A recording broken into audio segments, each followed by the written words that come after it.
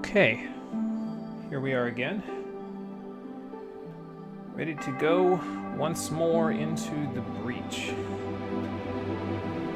The breach of the dark. Actually, the breach of the dark we've left behind because that's in New Londo, and we can't get through that right now. So instead of doing that, we'll go breach someplace else. Excuse me. It's funny, I actually got pretty much all of my homework done today. For not just today, but also for Monday, so tomorrow. And on top of that, I also cooked. I did some meal prep, and I did some cleanup around my room. So I've been fairly busy today, but still have plenty of time to do this, and just about done with the homework. I got see, the funny thing is that for these last few weeks, because of the fact that a couple of the, teachers sometimes they get behind on subjects, so then they have to speed up and accelerate near the end of the semester. So I have 2 classes that are like that right now. So because they're trying to accelerate to the finish line, they're like, okay, well, we have to read 1 new chapter with every lecture that we do, or every 2 lectures, because otherwise we won't get done with all the material in time. And it's like, okay, I guess I'll spend my entire Sunday staring at my computer screen reading these e-textbooks. Like, oh my god. But it is what it is. It's almost done. We've got, after this, 4 weeks after this week, so 5 weeks total. And one of the weeks is just study for final exam, go take final exam, done. So, I have a month off. So that should be somewhat manageable.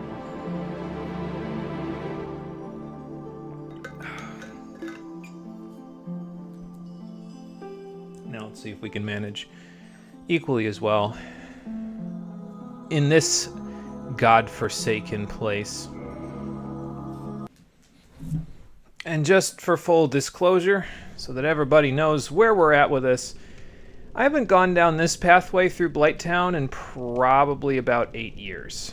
So if this part of the playthrough looks a little bit more cautious and also poorly executed than some of the other parts of the playthrough, that's why.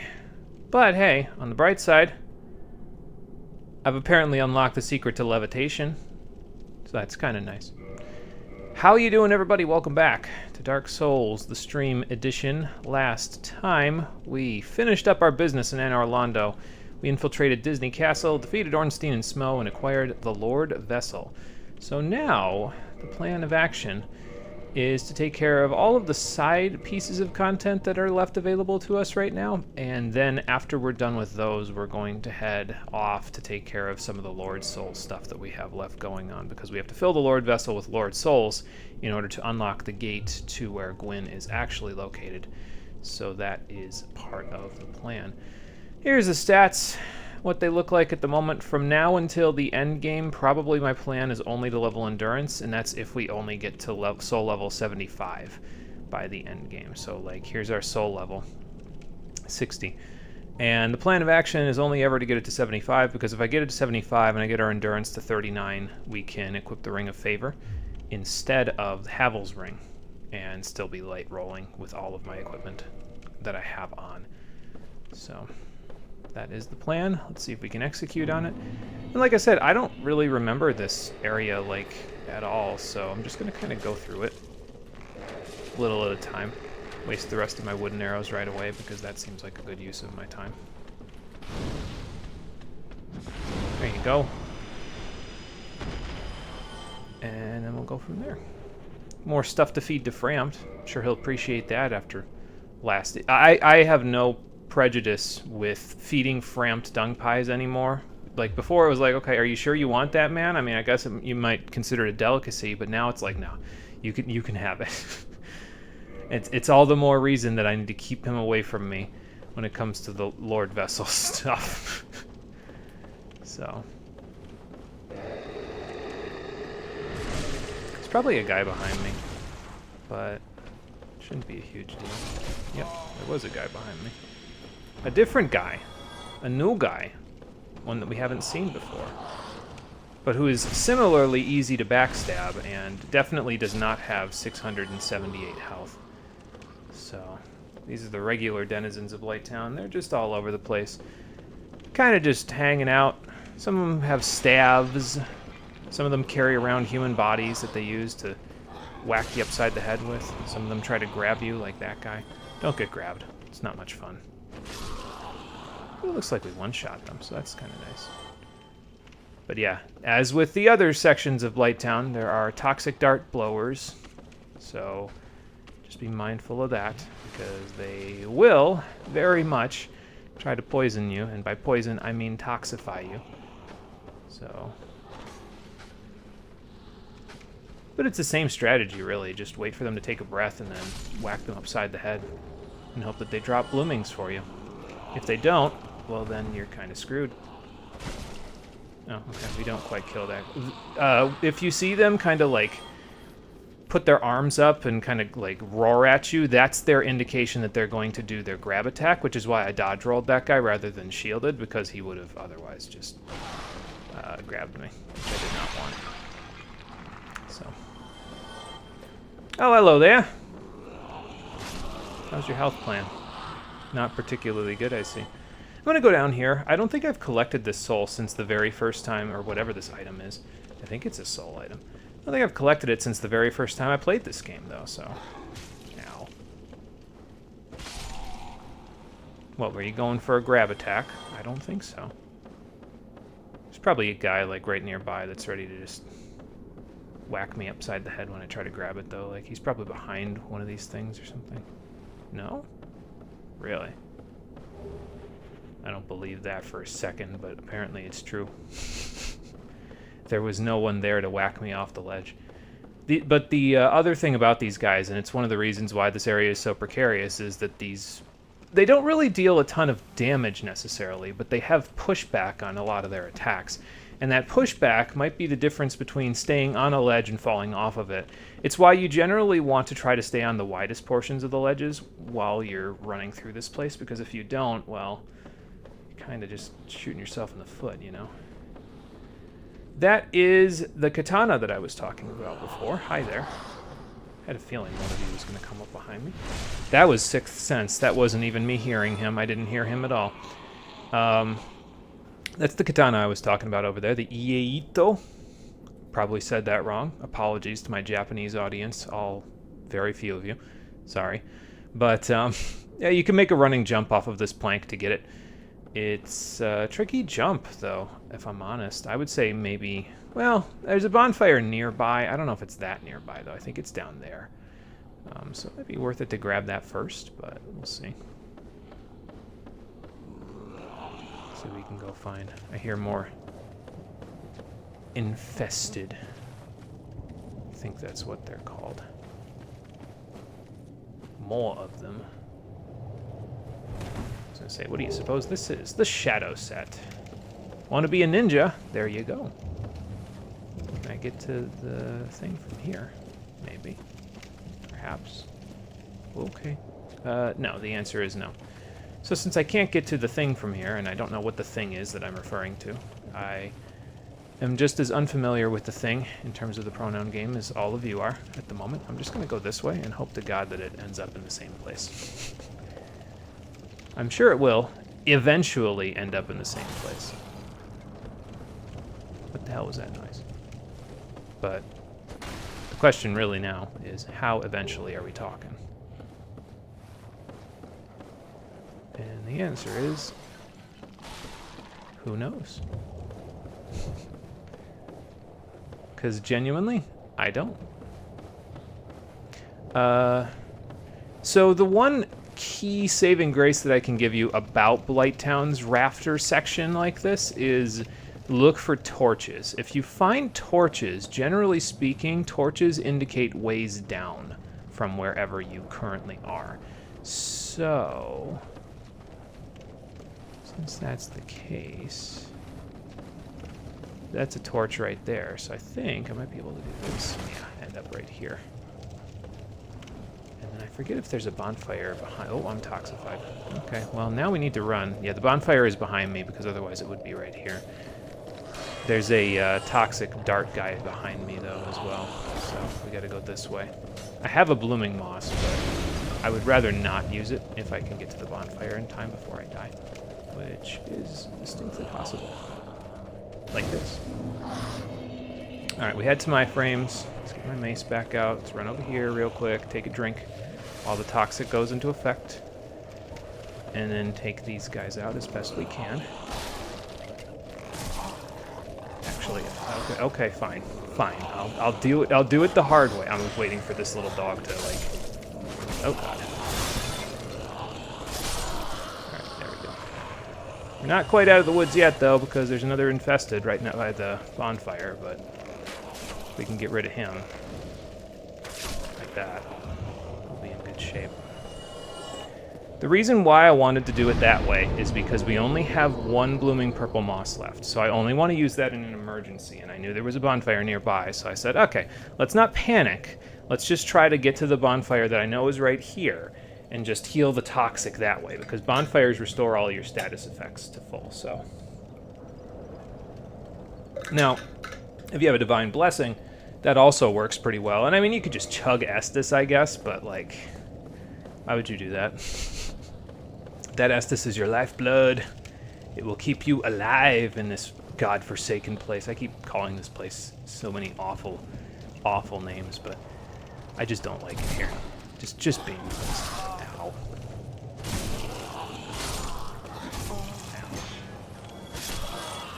It's just not very much fun here. Definitely not what they advertised on the brochure, that's for certain. Is that the first moving bridge? I feel like that bridge moves.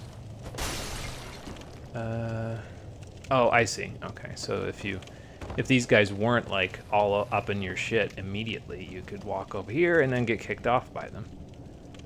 Okay, there we go. Let's go gently.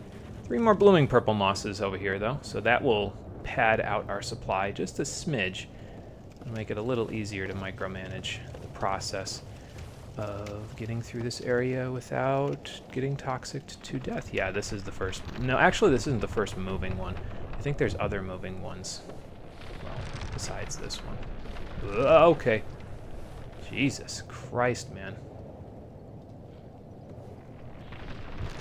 This wood is possessed, I'll tell you. Okay.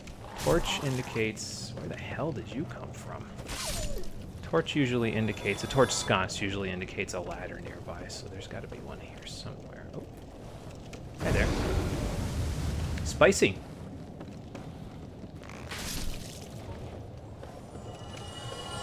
But I mean, it's distinctly possible that there's no ladder nearby. I think this direction leads to that toxic glow dart guy, though, that toxified me a minute ago.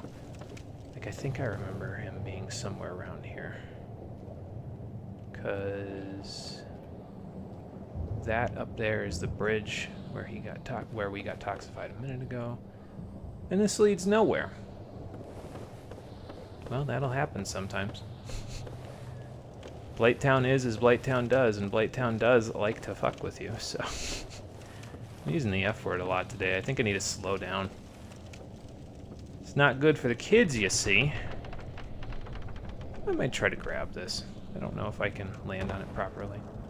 I can. It's a humanity. Of the humanity, I'm going to not be able to get back to where I came from. Oh no, never mind. There's a way off of this platform. And it's right there. Okay, so now we're back at the dead end again. Is there anything here that I can use to... No, doesn't look like it. This looks like a dead end. That down there is the swamp, though, so we're not terribly far away from the swamp. It's just we have to get down from this place, and it's not as easy as it might seem to get down from this place when, well, this is happening. Okay. Just go when it's connected to itself. Because if you don't, you will regret it. Deepest regret, that's me. D.D. Regert, Ph.D. Sorry, this place drives me a little up the wall, just because it's kind of a nasty place that no one should ever want to go to. This is why I always go the back route, because going the back route through this place is much, much simpler. That's the grab attack right there, so. Okay, good. Well, okay, not good, but almost good. Sorry, pup, I'm trying to get away from the toxic guy, who is still blow darting me.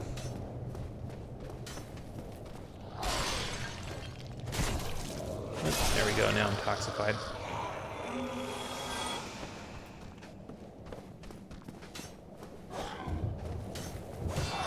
Might be able to get a... no backstab, damn it. Okay, but I did dodge at the correct time, so... If you backstab, you get some iframes from this guy's toxic blow darts shit, so... that should help a little bit. Am I safe from him here? I'm hearing it hit off of something, so I think I'm safe from him here. For now. Alright, anyway. But once you get rid of them, they don't respawn, so it's like the ones that were down from here. So getting rid of them is our priority right now. I mean, if we die, we die, but I would love to... I wonder if I can see him from here. Like, I wonder if that's him right there. I wish I could see a little better. No, that's a pot. Oh, okay. He can see me, though. I can't see anything in this darkness. I was gonna just shoot him, but if I can't see him, how am I supposed to shoot him? You know. What is that writhing mass over there? Hang on, I heard a dude. He sees me. I don't see him. Well, okay. That little ledge wasn't letting me go anywhere. Oh, it's a leech. Fun. Big leech, as a matter of fact. I can probably get down here, right? Yeah. More infested. That was close, wherever it was. He up the top of me? Oh, okay, there he is.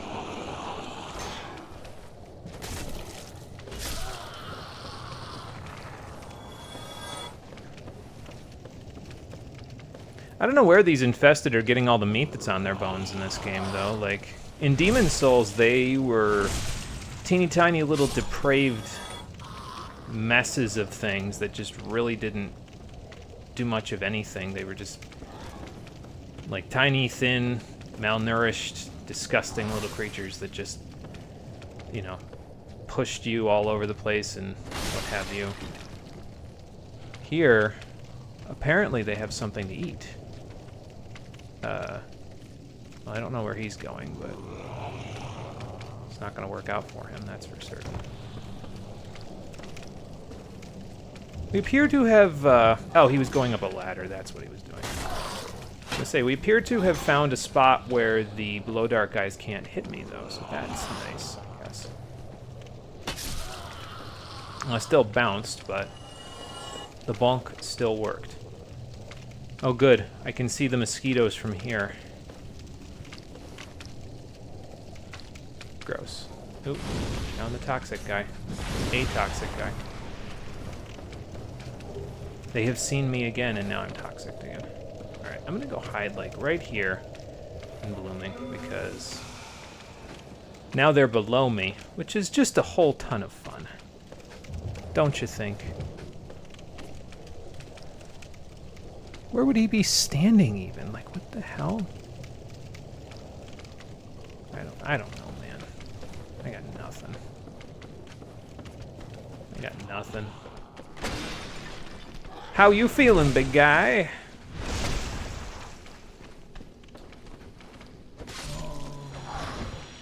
No armor. No armor problems. Well, the toxic guy's still shooting at me, so... Yeah, I don't know. I feel like if this was the original version, I'd probably be able to see the toxic guys, because the lighting in the original version was a little bit less... Is the word dichotomous correct? Is that even a word? Like, the dichotomy of the lighting was different in the original, which caused it to be a little less sharp in terms of the contrast between the dark and the light in the areas that you're in, so... Alright, now, test. I am being seen by a toxic blow dartman. who is shooting at me from several billion light years away somehow. Getting out of here. Go quick before he gets us again. I mean, I have the blooming purple moss, so I don't really care that much, I guess, but, you know. Oh, one of them fell off to his death. Perfect. It works. And we're almost down to the bottom of the swamp now, because this section really... Now, we could have gone and killed the leech that was up there. If you go and kill the leech that's up there, he's actually standing on top of the power within pyromancy, which allows you to do just a little bit of good with your... it's a buff, so it gives you 40% extra damage, and in exchange, it slowly ticks away at your HP. It's not a particularly bad deal, though, all things considered. Alright, you I should be able to get without too many problems. It's just a matter of whether there's a guy behind me that's going to make it tougher to get to you. There we go. None of them dropped blooming purples for me, huh? It's a shame. This set, by the way, right here in the Falchion is probably one of the only reasons I ever go down this way. But honestly, you can come up from the swamp and grab it, so it's really not a big deal. Like, watch, you just walk this way a little bit, go down a couple of ladders, and you're at the swamp floor. So...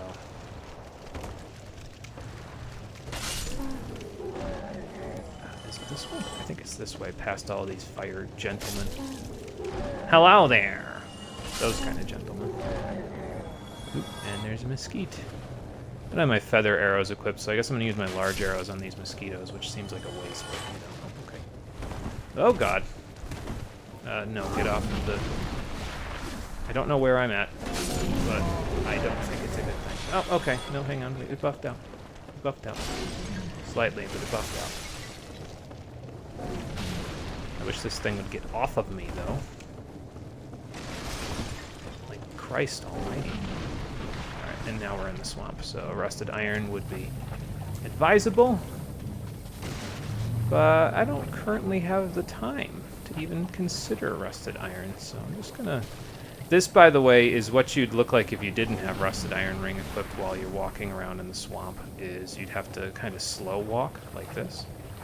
The reason why I'm tapping triangle over and over again is because it actually reduces the stamina consumption of walking through this place, because you're technically sprinting as you walk through this place.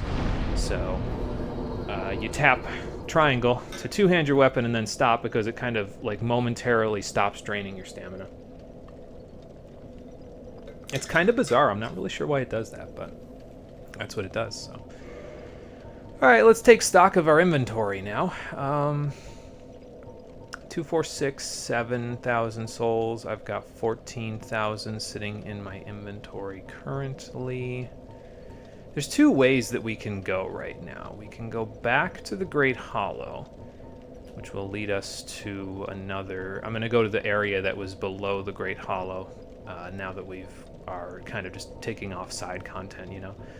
And if we don't go there, we could go back to the Daughters of Chaos, and we could go down from there for a little bit, because there's... I'd like to unlock the shortcut. There's like a shortcut that unlocks as a result of us doing up the... or having the Chaos Servant Covenant at +2, so I'm going to go see if I can unlock that shortcut. It doesn't really help us for now, but it will help us later on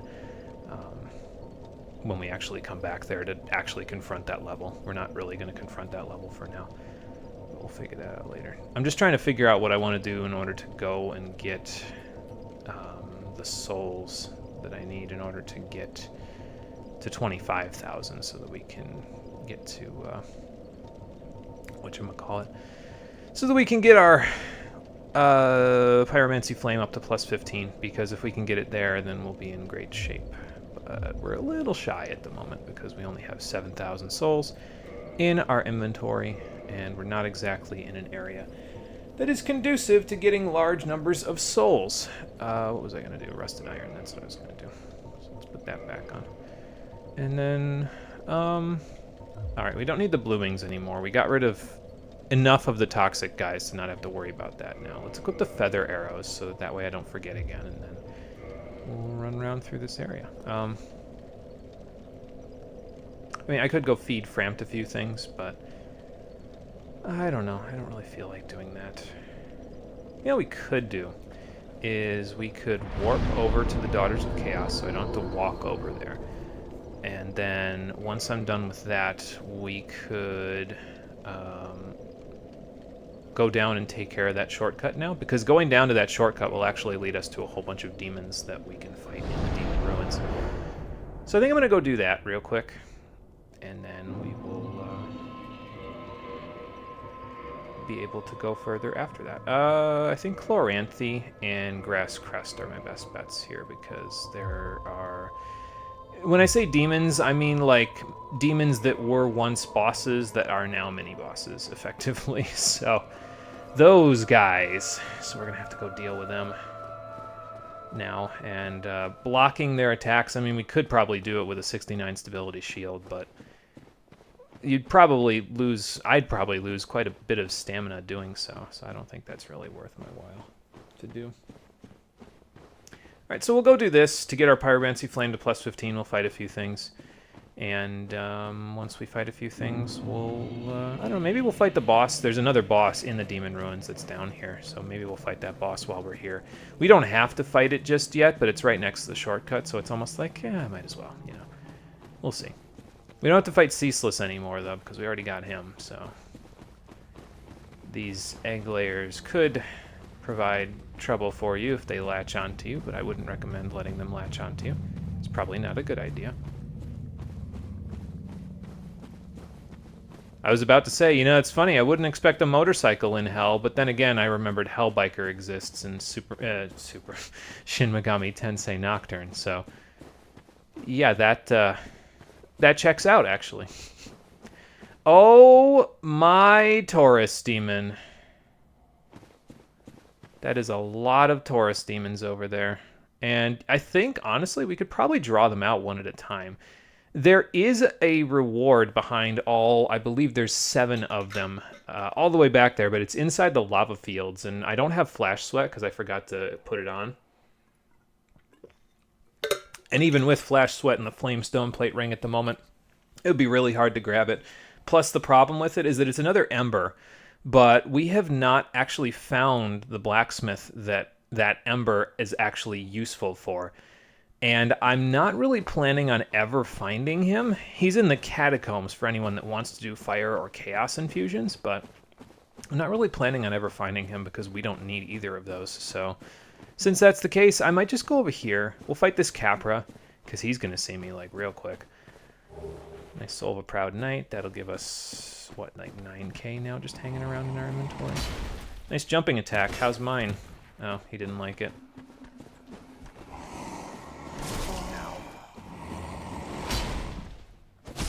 I guessed that one. Oh, okay. I thought that was going to take longer. Did you really only have 750 HP when I fought you the first time? That's incredible. I didn't think that was going to happen. But the Taurus Demons that are here are actually one of the reasons why I came down here, because they, I think, give about 3,000 souls apiece, like Capra there, when you beat them. So I'm going to find out, because I'm going to try to draw them out. I don't know if I'll be able to draw them out one at a time. If more than one fights me, it might be a bit of a challenge, but I don't know, we might be able to manage at this point. We'll see. Try that. Okay, we got this one. Running through the lava actually does not affect these Taurus Demons, so if you're thinking you could just do that to get them damaged, no. Unfortunately, you cannot. Ow, ow, ow, ow, ow, ow, ow, ow, ow, ow, out of the lava! Okay. I had to get out of the lava and did not have enough iframes to get away from that. Which bonfire am I going to respawn at now? Am I going to respawn at the one that's inside of Blighttown? Probably. Yeah, this one. Okay, that's fine. So, let's, first of all, let's not fight those guys right next to a lava pool, because that seems like a terrible idea. Second of all, let me go to the Demon Ruins bonfire en route to getting back my souls, and rest at it and actually put Flash Sweat on, because Flash Sweat, I bought it, so I may as well use it for something, you know? So. Yeah, maybe rolling backwards would have been a better strategy than trying to roll into that guy. Just a thought. Again, especially since he was right next to a whole bunch of lava. I decided to take a quick bath. I probably needed it, to be fair. Fireballs won't do me any good here, so I'm thinking we do Flash Sweat, and I might honestly replace this with something as well, like Poison Mist. I don't know, the enemies here, I don't really think they're susceptible to poison, but I mean, I guess I could try it. I have it, so I may as well, right? While I'm thinking about it, should I put Cast Light on? I think it might not be a bad idea, actually. Like, just have the support spell list on here, you know what I mean, for a little while. Because it'll come in handy, so... Alright. So we'll have Flash Sweat. We'll grab our souls. And, well, Capra will be available to fight again. So that's fun, but... the Tauruses will also be available to fight again. I think if you go on the path where Capra is, there's like another couple of Capra demons on the way, but there's another bonfire like right down there, so it's not really too difficult to get to. I'm just gonna try to go this way and try not to like draw out Capra and Taurus at the same time, or two Taurus demons, anything like that. That would be just tragic. So let's this looks like a nice little field where we could fight this guy, though. Like, it's away from lava. There's a lot of room to maneuver, so let's try fighting him, like, here-ish.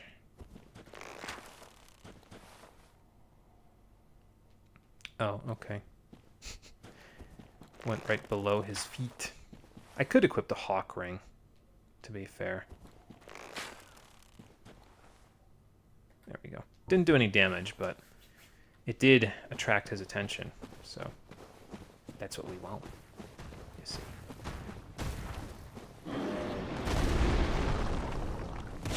Okay. Good damage. Bad damage. Ow.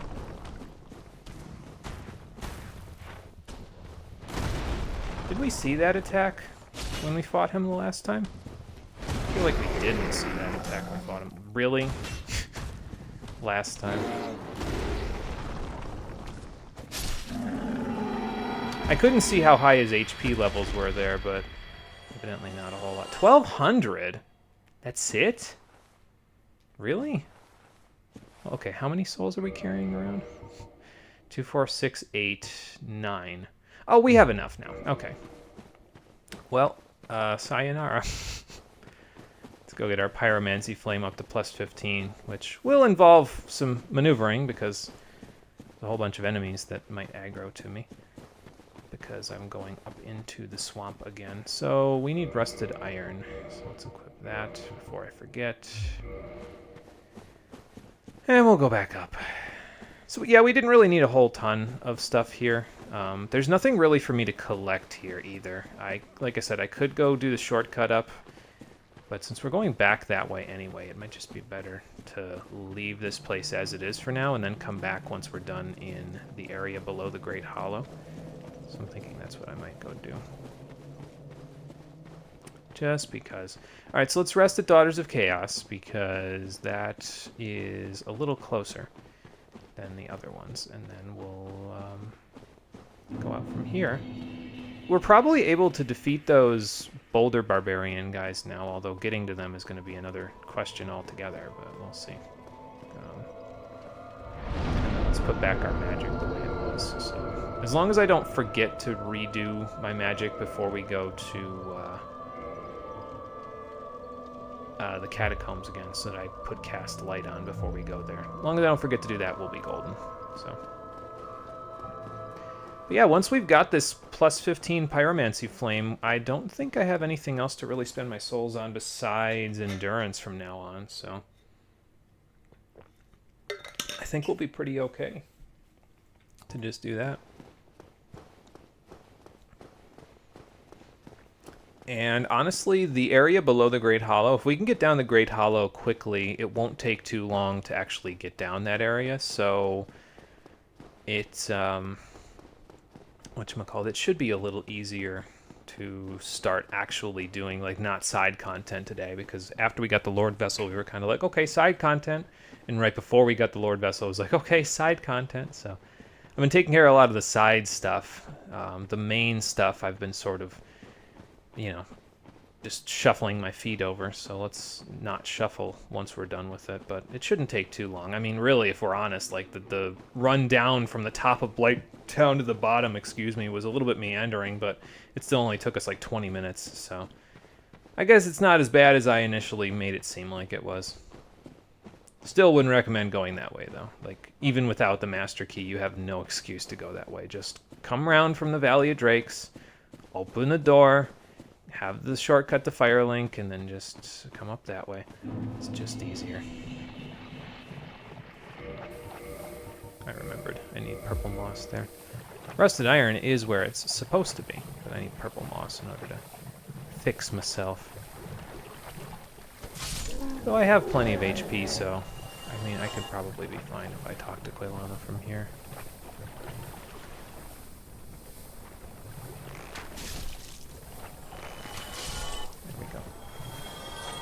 Talk to her from here. Ah, it has been some time, truth be told. I thought you had perished. To be honest, if those mosquitoes keep getting closer, I may perish. Hold a moment. Well, young pupil. You have no respect for anything whatsoever, mosquito. Get the fuck out of here. Alright, we're going to kill all the mosquitoes because apparently they have no respect for any dialogue whatsoever. They're just going to keep going until... Or not. That one's flying away. Up there for some weird reason. Alright, anyway. Sorry about that. Ah, there you are. I was expecting you. Let us begin. Alright, so now, we've purchased all the stuff I kind of want from her. I mean, I guess we get Undead Rapport, but, like, at this point, it's not really all that useful to us. There's not too many undead enemies left in the game, so instead... Oh, yeah, I kind of got to use my souls. No luck. Sorry. Well, but do not... Let me use the souls in my inventory first. Mosquitoes still up there? Yep, still up there. Fine, they can stay up there. Okay. Third time's the charm. Ah, you again. I applaud your diligence. But what have you brought for me? I've brought enough souls to actually upgrade my flame, so let's do that. There we go. Plus 15 pyromancy flame, baby. Now this one, it says just pyromancy flame, but actually it's an ascended pyromancy flame. That's indicated by the higher base damage of the fist attack. It takes 25,000 to get it there, but I don't know. I might consider doing it, but I'd probably only consider doing it after we get our endurance all the way to 39, so... The Witch of Izalith. Please, do not speak of her. I abandoned my mother and sisters, and fled to this land. Oh, the witch was your Now mom. I roam these parts, feigning ablution, and pretending to seek answers. Well, sorry for bringing that up. She's on my list of people to see. Pyromancy is the art of invoking and manipulating fire. I feel like she said this already. But remember one thing. Always fear the flame, lest you be devoured by it and lose yourself. I would hate to see that happen again. And when we go down to see the Witch of Izalith, I feel like that will have a little bit more context to it. Now go. Whatever you do, do not crack and go hollow, lest my time spent on you be wasted. Yeah, and we wouldn't want the souls that I spent to be wasted either. Alright, so let's make a quick pit stop at our 10 Estus bonfire over here, and then we will make a running start towards the Great Hollow again. And we'll go down there. This time we don't need to pick up any items on the way, so we can kind of just quickly, like, traverse it. And it shouldn't be too tough to get down from here. So, let me take a drink while I'm here because it's a convenient spot. Nothing will bother me here. Undead Rapport, I didn't really talk about what it does. So if you use it in front of an enemy that's like a hollow, I think there are certain enemies that are considered like viable to use it on, though, that are not hollows, and I don't have the list with me. I'd have to look it up. But you use it in front of them, and they will temporarily fight as an ally for you. It's kind of an interesting spell. I wish there was more applications for it, if I'm honest, because usually by the time I can get it, we're past the point where I think it would be like considerably more useful.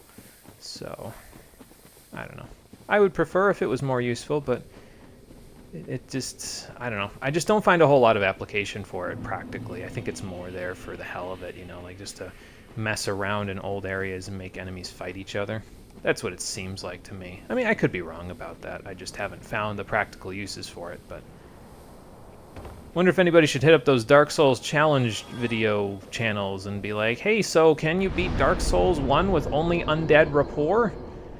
I get the feeling that would be pretty damn difficult, but I don't know. You know what I wish, though? I wish there was a ring that prevented, like, was like the fall control spell that just reduced fall damage. Not necessarily prevented it, I guess, but like reduced the amount of fall damage you took. Now here's my question. Should I go Curse Bite? Or should I just go... I think Chloranthy, honestly, because if I get cursed, like, that means I'm sticking around too long if I'm getting cursed by basilisks in here, you know? So... Alright, let's take the Tree Hollow path down as normally, quote-unquote, as possible, and see where it leads. We probably could have gotten to the Chloranthy ring just by going this way initially, but we did not, so...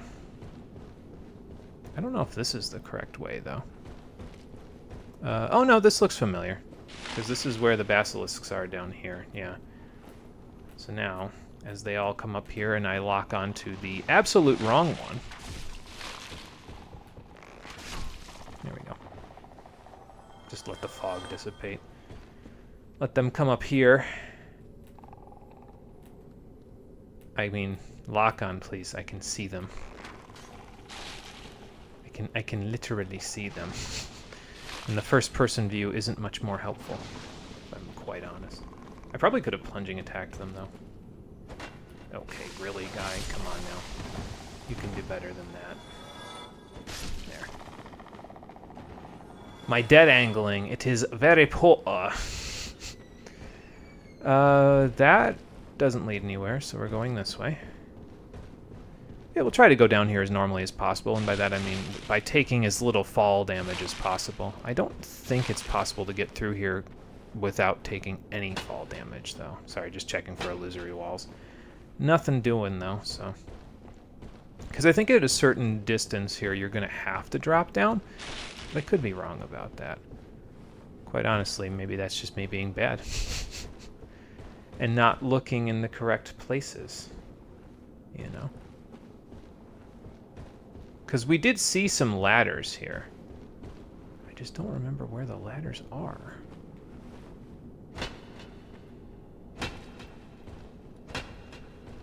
Again, checking for illusory walls. Oh, okay, here's a ladder. So I guess there is a way through here without having to jump all over the place. Okay, yeah, because this is going to take us to the first latticed floor here. Now, the real question is, do I slide down here and attract the attention of all the basilisks? I mean, I don't care. It's fine at this point. Like, we can handle these basilisks. I'm going to say that and then get absolutely stomped by one of them, but, you know.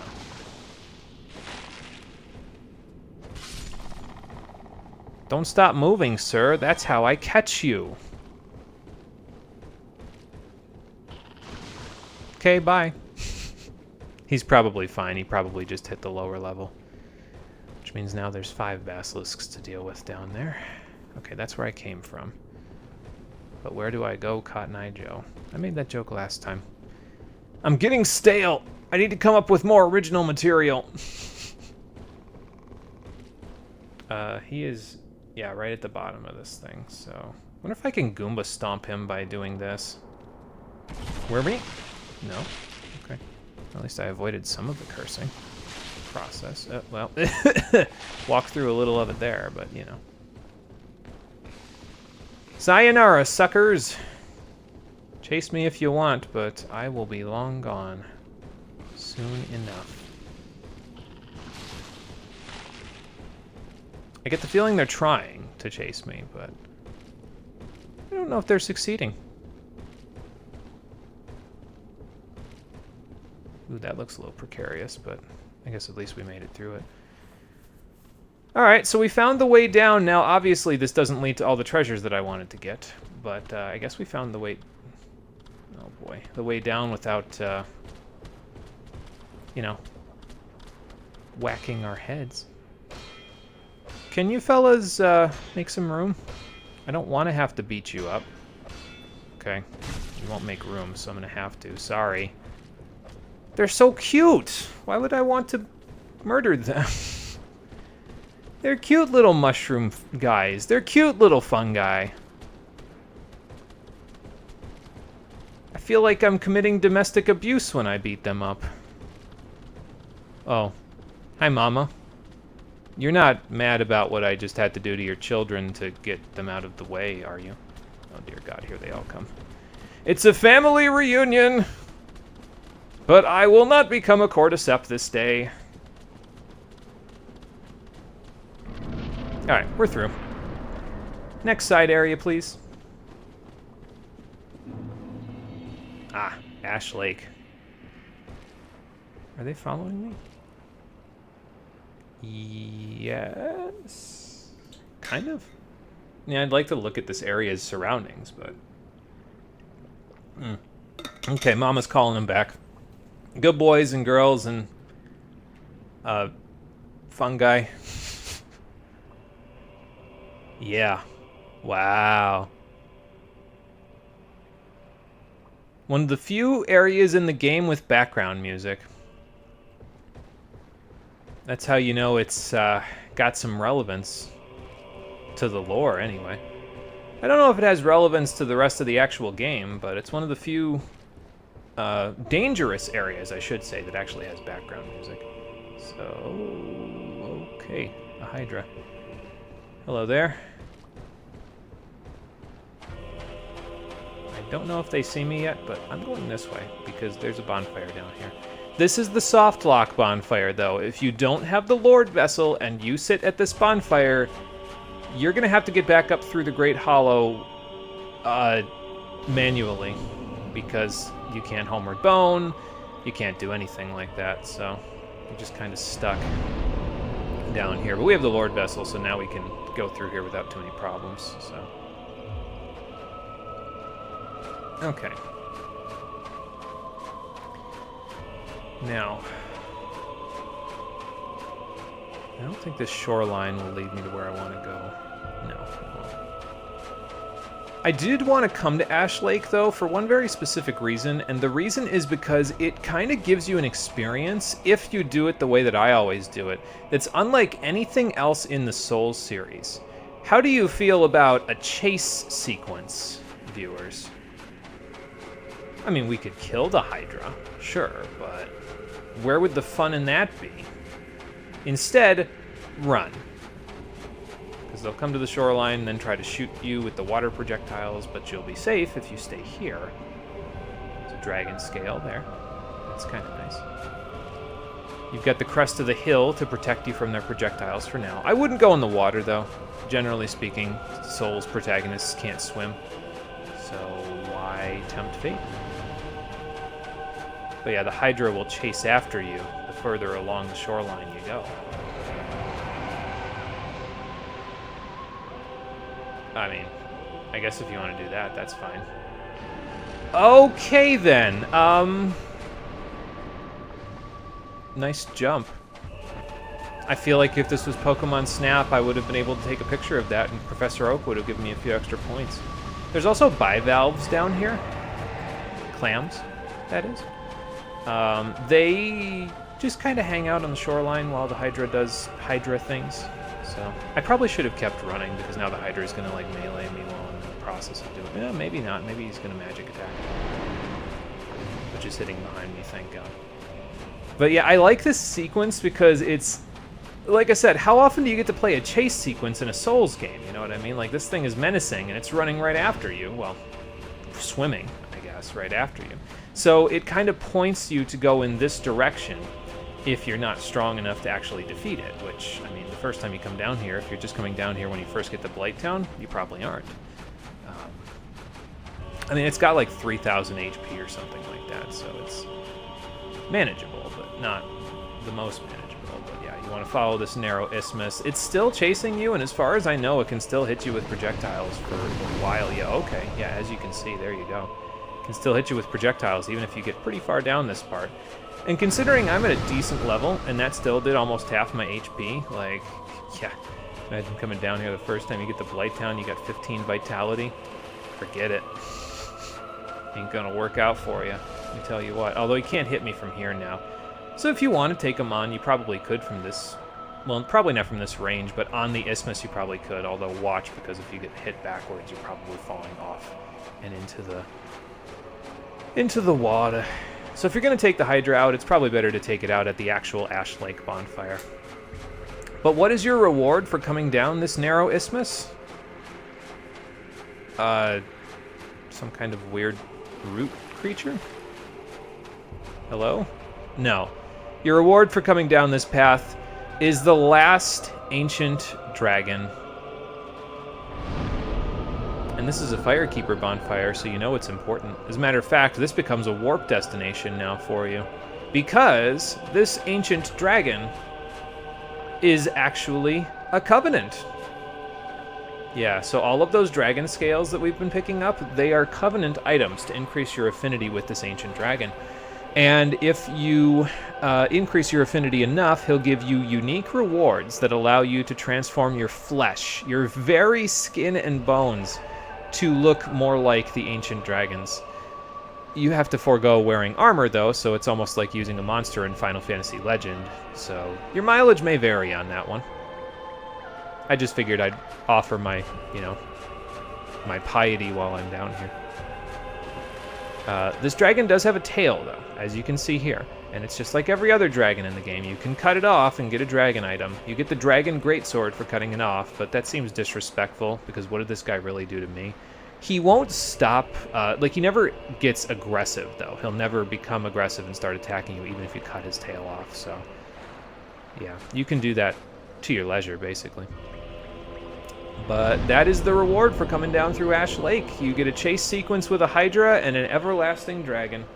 I think it's a nice little reward, if I'm honest. It's not really substantial, but discovering an area with just, this is the bottom of the world. This is where all of the roots of all of the ancient arch trees are.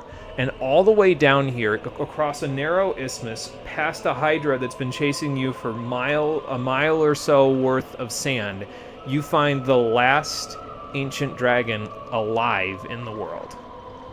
I just think that's such a cool sequence. That's why I wanted to show it off, because nobody comes here on their Dark Souls playthroughs, so that's why we came here. Hey, Conker, it's going good. How's it going for you there? We just finished up our run through Ash Lake, and now, as the last little bit of... well, let me think about this, because there's two little bits of side content that we can still go do. We could go down to the shortcut by Daughter of Chaos, so I think I'm going to go do that, actually, first. The other thing that we could go do now is we could probably go kill the Red Hellkite Drake, because he's, at this point, probably pretty manageable with our plus 15 weapons, so... Doing all right yourself? That is good. Good to hear. We are, we actually got the Lord Vessel last time, although I think you were here for that fight, so you probably saw that. So I'm just taking care of some side things before we go and commit to the main stuff. The 4 Lord Souls. Really, the Demon Ruins themselves are not considered side content. You actually go through here in order to get to one of the Lord Souls. You have to go to the lost sections of Izalith, which are further down than the Demon Ruins.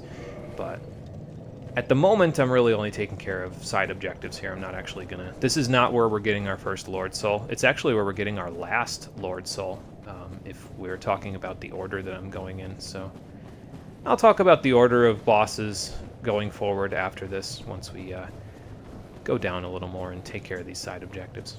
So. But either way, I don't feel like fighting 7 Taurus demons in order to go get that. Like I said, it's an Ember that we're not going to use anyway, so... If you want, though, there is an easier way to go and get it rather than fighting all the Taurus demons. You can kind of sneak around them a little bit, but we don't have the right equipment for that just yet. We have the Slumbering Dragoncrest ring to create no sound when you're walking. We don't have the second piece to the puzzle yet, though. And that's actually in the area where, well, it's an item that we'll trade for. But the item that we need to trade in order to get the second piece of the puzzle for complete stealth mode engaged is... we need to go to the catacombs again in order to get it. So that's actually going to be where we get our first Lord Soul, is in the area past the catacombs, because that's where that item is. But also where... And basically, once we get that item, it's really not that long of a jaunt to go any further and get, excuse me, the Lord Soul from there. Might be a tough fight, but, you know. It's also probably one of the last places we have a side objective in the game, now that I think about it, so we'll see what we can do about that. As we go down this path, I'll just mention that there's actually one of the 3 golden fog gates that we saw dissipate in the Lord Vessel cutscene is actually down in this direction. There's also 1, 2, 3, 4, 5 Capra demons before you get to it, but down that way, there's a gate over there. Not by that Capra demon, a little further on the left there, and it would have been blocked by Golden Boss Fog if we had come here any earlier on before we got the Lord Vessel, but since we got the Lord Vessel, we don't have to worry about that. Instead, all we got to worry about is dropping down so we don't got to deal with all those guys up there. We do have to deal with this monstrosity, though, so hope you like arrows to the stone eyeball. I could go fight it, but... composite bow's doing enough work to get rid of that guy. So. And here's a bonfire for safety. So I'll take it. We haven't used any Estus, but it's a nice little checkpoint. By the way, if you're human in this area, you would have gotten invaded up there, but we seem to have missed all 3 of the potential invasion points of one of the NPCs in the game because we've never been human in the areas where he actually invades. So, sucks to suck for that guy, I guess. I think if I remember correctly... Yeah! So, there's like a protrusion on the wall here. No, excuse me. Doing enough sightseeing. Apparently these guys don't like that. You need an antacid, my friend. That breath is very spicy. Anyway. Now that I can properly sightsee. Yeah, there's a protrusion on the wall here. I don't think we can do anything with it for right now, though. Like, I could shoot it, but... Yeah, see, it's intangible. It doesn't have a hitbox yet. Yet, that is. It will have a hitbox, but not for a little while. If I walk up there, I'm going to get, like, ganked by 5 Capra demons, so I think I'm just going to leave them, honestly. You may notice there's a Taurus demon on the way there, though. The next section, right over there. If you go to the left, there's another Taurus demon, but there's also another Ember over there. So they kind of stick both of the fire Embers, like, very close together. But, I mean, it makes sense, because this is the Demon Ruins, so of course all the fire stuff's going to be down here. I think if I remember right, that one is the large Flame Ember, which lets you get fire plus 10 weapons. And the one that's up in the lava field up there is the Chaos Ember, which lets you make Chaos plus 5 weapons. The fire damage weapons are pretty similar to lightning ones in that they reduce or completely eliminate scaling in favor of just dealing fixed damage, but it's fire damage instead of lightning damage. The Chaos ones are kind of similar to that, but they also scale with your humanity level. So if you have a soft humanity of 1, for example, you get more damage than a soft humanity of 0. I think that amount soft caps at 10. So. Basically, with a Chaos weapon, you'll want to hang on to as much soft humanity as you can. So it might be better to have that if you're doing like a... If you're in like the Dark Wraiths or something and you're invading a lot of people to get a lot of soft humanity. So, didn't play Souls to sightsee. That's true. I'm here for a challenge. So, Taurus, let's see the hang on. Take care of the antacid guy first. Alright, Taurus, let's see the challenge. Taurus Demon on the staircase. Sounds like a fantastic idea. Oh, God. Okay. Never mind. No challenge at all. Maybe another one? Taurus Demon on a narrow bridge? That doesn't really sound that appetizing, honestly. You good, buddy? Is that a no? Do you need an antacid? Because that didn't look very healthy for your esophagus. Gastric reflux must be a big problem down here.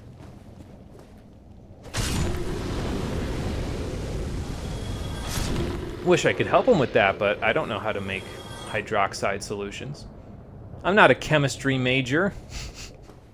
I just know what a hydroxide solution is. Boss first or shortcut? Boss first, actually. Because, as you'll notice in just a moment, an old friend of ours decided to go to hell after we killed him. Stray Demon, is that you? I ain't seen you in a hot minute, friend. How the hell did you end up in hell? I don't think it's actually Stray Demon. You can fight this guy without fighting Stray Demon, but... Let's say, I don't know, that might whack me on the head, but that's fine. We got a lot more damage than the last time we fought Stray Demon, though. I got a magic explosion.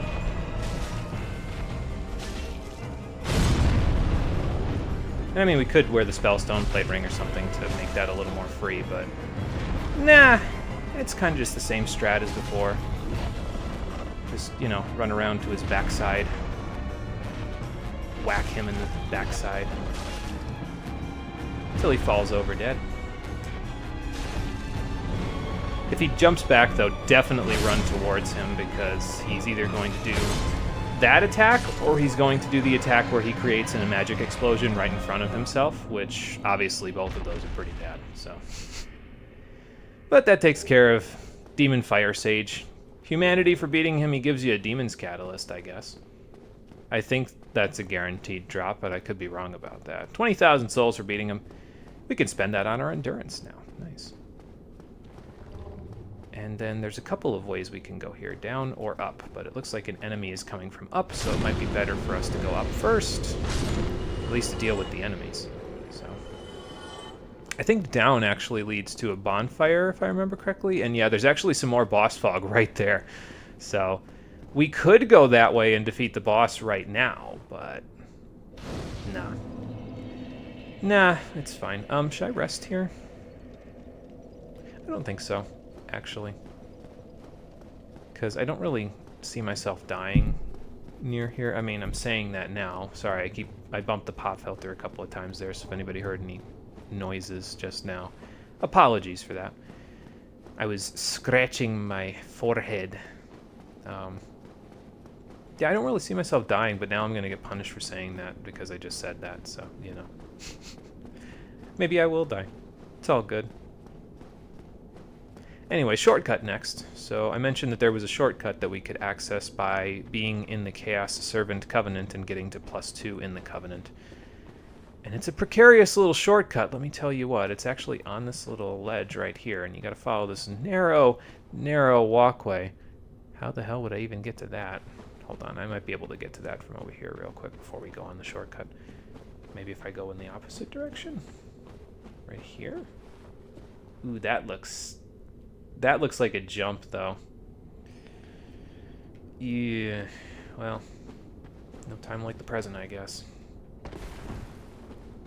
I might be able to get down somewhat safely from here. If I can't, well, I guess we'll homeward bone. Yeah, I guess a Soul of a Brave Warrior would make sense in a place like this now, wouldn't it? Alright, where can I drop that's not, like, cursed as hell? Probably right there. I'm just gonna see if there's anything else over here. Probably not. Imagine if I was walking towards this place and there was, like, an invisible wall, and I just got, like, vacuum sealed to the ledge and got thrown off. Now that would be some shit. Isn't happening, but it would be pretty funny. Just like, shoo, sucked right off the ledge. Alright, it's the next one, I think. Yeah, this one. So hop down here. Take a little fall damage. It's fine. Take a little swig of my orange juice and we'll be fine. Get that citric acid in me. Anything back here? The shortcut's not back here. I'll show you where the shortcut is in just a moment. I'm just double checking my surroundings to make sure I'm not missing anything. And we could take the shortcut to get into Lost Izalith, which is the next area after the Demon Ruins, a lot faster, but I'm choosing not to do that for reasons we'll talk about in a moment. Uh-oh, fleas! They don't seem to be attacking me at the very least. I can probably get them a little easier like this, honestly. Oop. If I can hit them. There we go. Where'd the other ones go? Oh, there's one of them. Are you behind the wall there, friend? No? Okay, cool. These guys can drop sunlight metals and red titanite chunks for you, if I remember correctly. Although one of them appears to have gone the way of the dodo. But this wall normally has no interactions. Oh, there he goes. He fell through the floor and died. But if you're a Chaos Servant +2 specifically, you can touch the door, and it will open up for you, which, again, creates a shortcut that allows you to get into Lost Izalith without having to do as much work. Is it worth it to go this way? Yes, but probably not specifically to go to Lost Izalith. I'll talk about it in a second. This, however, is worth it if you're a +2 Chaos Servant. The Sunlight Maggot. It is one of 3 potential light sources in the game, the other ones being Cast Light and an item that we have not gotten yet. So, oh, Crystal Lizard. Hang on. Might be able to get him in time. If I can lock him. There we go. Nope, he's gone. That's fine.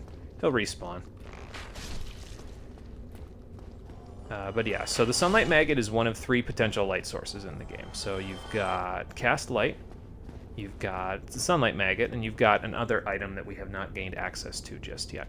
That one that drops the Sunlight Maggot there specifically is pretty worth it to be Chaos Servant +2 no matter what, because the thing about Cast Light is you have 3 uses and it's in a spell slot. So that means you give up a spell slot and you only have, like, I think it gives you like 10 minutes worth of spell to use. And sometimes for some people, if you don't have the 14 intelligence, that can be a bit inconvenient. So instead, you can equip the Sunlight Maggot in your helmet slot, and you get a bright light that emits from your forehead. It's gross as sin because you're basically wearing the leech on your head. The flea, that is, on your head, but it does provide a light source. And trust me when I tell you, having a light source in the next area that we're going to go to, well, one of the next areas we're going to go to, is pretty damn worth it. The other one that you could get is actually in a shield slot. So you either use a spell and need the correct intelligence for it, you either get a helmet, and you have to give up your helmet slot, or you give up your shield slot in exchange for a light source. So it's one of those 3. I mean, you can go through the area that I'm thinking of without using a light source, but it's a lot tougher because your lock-on distance is affected. There's a whole bunch of different factors. So yeah, not really my cup of tea. I usually like to go through with a light source. Not the Sunlight Maggot, though. I usually don't use that as my light source, but it is very, very worth it for a very specific reason to come down here, no matter what the case might be, if you are a Chaos Servant and kill the Sunlight Maggot flea specifically. I'll talk about that later when we get into probably the only NPC quest line in this entire game that I'm going to complete from start to finish, because I pretty much do it every playthrough. We run into the guy everywhere that I go normally, so I might as well finish it. So anyway, let's go up now, because we're about to get another shortcut that will make this run back a lot easier, because there are no bonfires in the area that are warpable for right now. But we can make a warpable bonfire appear before our very eyes in just a few moments. Well, that's something. I don't know if it's worth it to even fight these guys, but I'm going to do it anyway. It's 2. I was going to say, are you going to come back around or what? But no. Soul Brave Warrior, not bad. And if you go up here, all the way to the top of this ledge. Have we seen something that looks like this before? I feel like we have. Oh, those statues are alive, huh? I never noticed that. They're breathing. That's kind of gross. I don't think they come to life, though. Unless I walk down here. No, I don't think they come to life even down here. So, but down there is the Demon Fire Sage's room. So there you go. Oh, well, it's coming to life, whatever it is. So it's an elevator, a magical elevator because there are no railings, and it takes you right back up here to the Daughters of Chaos bonfire. Very convenient shortcut.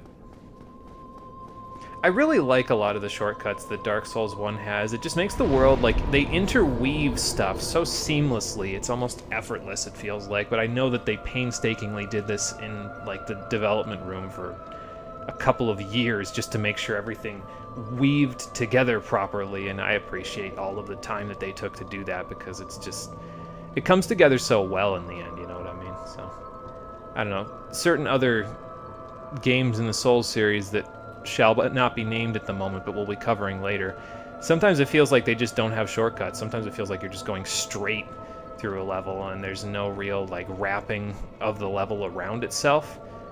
And, I don't know. I think I appreciate this type of design a little bit better, personally. Nothing wrong with the other one, but this one just feels, I don't know, like there's more attention to detail, I guess? Something like that.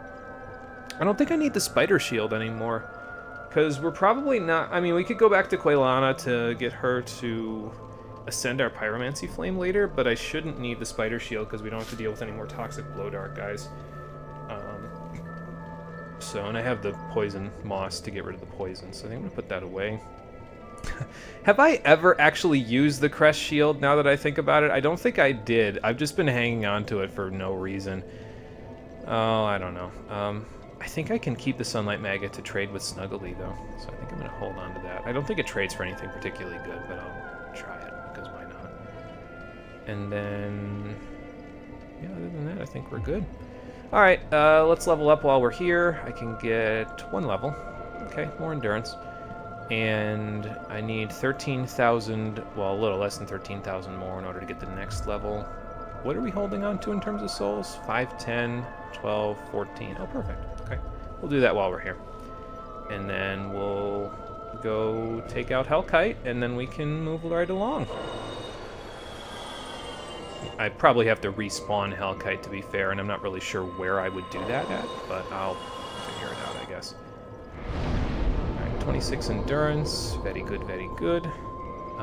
Let's warp to the Sunlight Altar. I might be able to get them to spawn on the bridge if I go back there. So, let's go find out. That's the other thing we have left to buy, really, is just more arrows and the Crest of Artorias. But I'm not worried about the Crest for right now. We won't need it for some time, so I'm probably just going to hold on to... there's some souls that I can hold on to in one of the areas we're going to go to that I can just... I'll just hold on to like 20,000 of them. So I can just be like, okay, we have enough in our pockets to get the Crest, so that's what I'll probably do.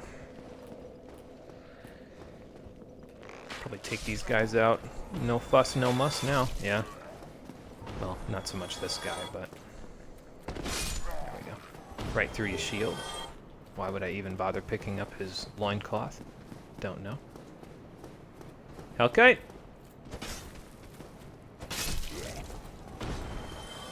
There you are. Ow. Had a feeling you'd be back. I probably should have included Flash Sweat in my list of items that I could use here, but the Flame Stoneplate Ring will probably be good enough for a little while. Alright, let's see what you've got. I am ready and waiting. There we go. Same thing as before. Stick to the toe for a minute. Wait for him to breathe. And then just beat the sin. Oh my god, he's already dead. Now that is sad. But he gives you 10,000 souls for beating him, so that's kind of nice. That's for all those times you burned me to a crisp on the bridge in 1-2, you jackass.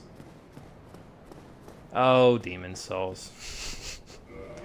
Alright, anyway, we didn't even need the Flame Stoneplate Ring. I probably would have been better served with Chloranthe, honestly.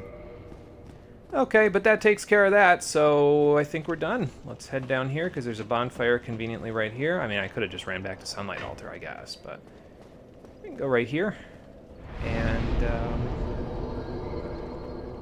should I go buy arrows before we go down? I don't think I'm going to need more than the 230 or so arrows that I've got, so I think instead of that...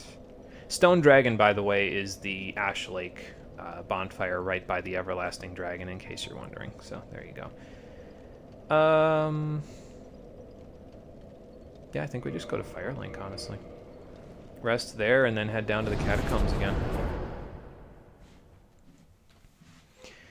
Because the Catacombs are our first destination on this world tour of areas that we are going to in order to get the Lord Souls. So let's do that. We're going to get out Cast Light, and I'm going to put Fire Orb on, and I think I'm going to put on Great Fireball, actually, instead of Great Combustion. Great Combustion is an excellent spell, don't get it twisted, but I've got melee options if I need them for the skeletons, so I think just having the ranged options in Cast Light would be a little bit better. Having Cast Light or the Sunlight Maggot in this area is pretty nice, though, this one coming up, so just keep it in mind. Now, if you missed it, we actually went to the Catacombs already in order for me to get this mace. We went there back when I was looking for the mace. I think it was at the end of episode 3 we went down to look for it. We got a few items down there. Dark Moon Seance Ring was the main one, and I'm just going to let Frampt rest. I don't need him for anything at the moment, so just let him sleep. I don't have to think about him, what he did last time. Gave me damn PTSD. Yeah, so we went down here at the end of episode 3 as well. We almost went all the way to the bottom, but this time we're going to go to the bottom with a small stop along the way. We one-shot these Skeletal Boys now, though, and there's no Necromancer to bring these ones back, so just quickly get them out of my way so we can go down. And we've actually taken care of most of the Necromancers that are down in the Catacombs at this point, so the Divine Hand Axe isn't really something we need to keep equipped. We can probably just, do this stuff with... we can go down here with all this stuff and be fine. I'll probably do the Wolf Ring, though. Let's do that. And... Pyromancy Flame here. Ulasil Ivory Catalyst here. There we go. So now we can cast Light if we need to. And if you do cast Light, there you go. You get a little light over your head. I like this one the best because it feels the least intrusive out of the 3 light sources, personally. It does make it so enemies see you, but I don't know. I don't really find that like, they see you a little easier because the light is there, as far as I'm aware anyway, but I don't know. I don't find that particularly troublesome, I guess. So... Plus, it lets you and I and everybody else see what's going on in this area a little easier. So, as far as I'm concerned, that's a win-win. Do I stop at this bonfire down here, or do I just keep going? No, I think I'm going to stop at this bonfire for a checkpoint, honestly. Because there's one extra thing that I need to pick up before we go after the boss of this area, who is all the way at the bottom of the area. And I don't want to go all the way to the bottom yet. We're going to do, like, the 2 big jumps to get closer to the bottom, but we're not going to go all the way to the bottom just yet, so... I should probably equip the Caduceus Kite Shield just for the 100% physical block.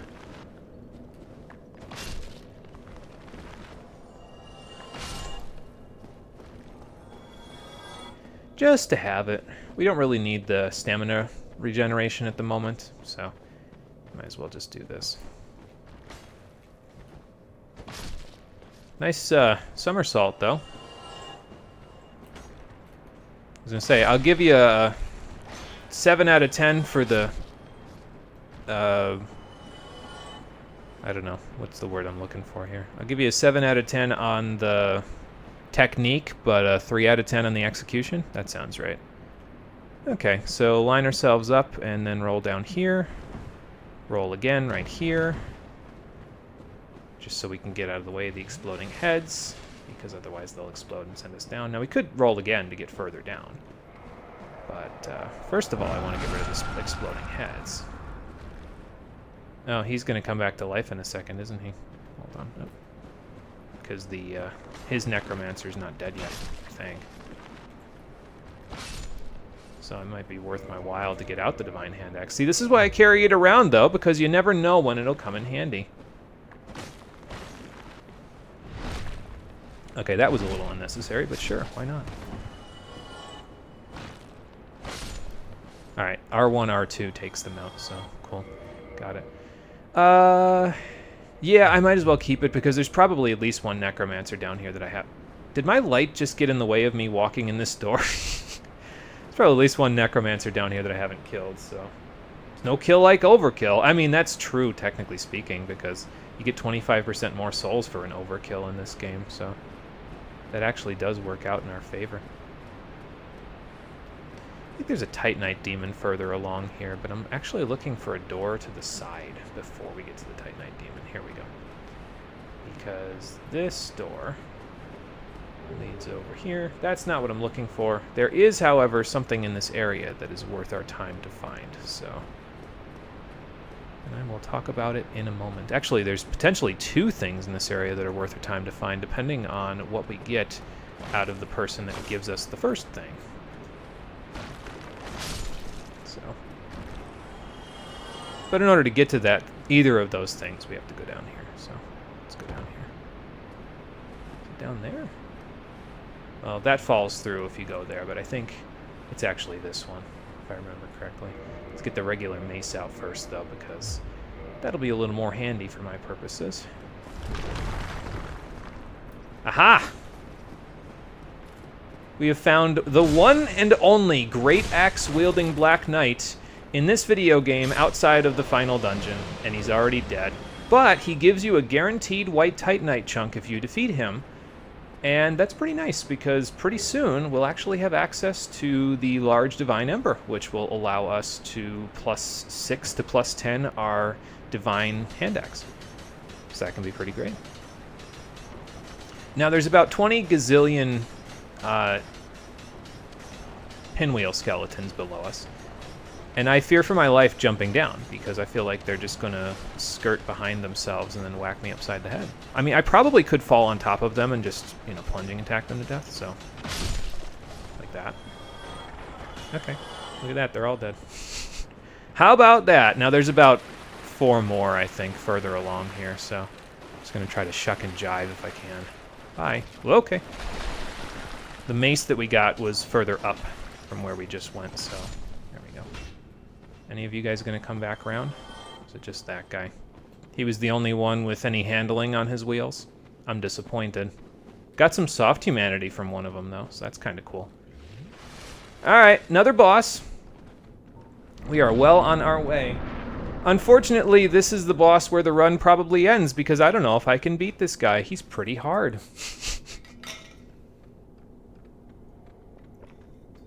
But hey, I'll give it my damnedest anyway.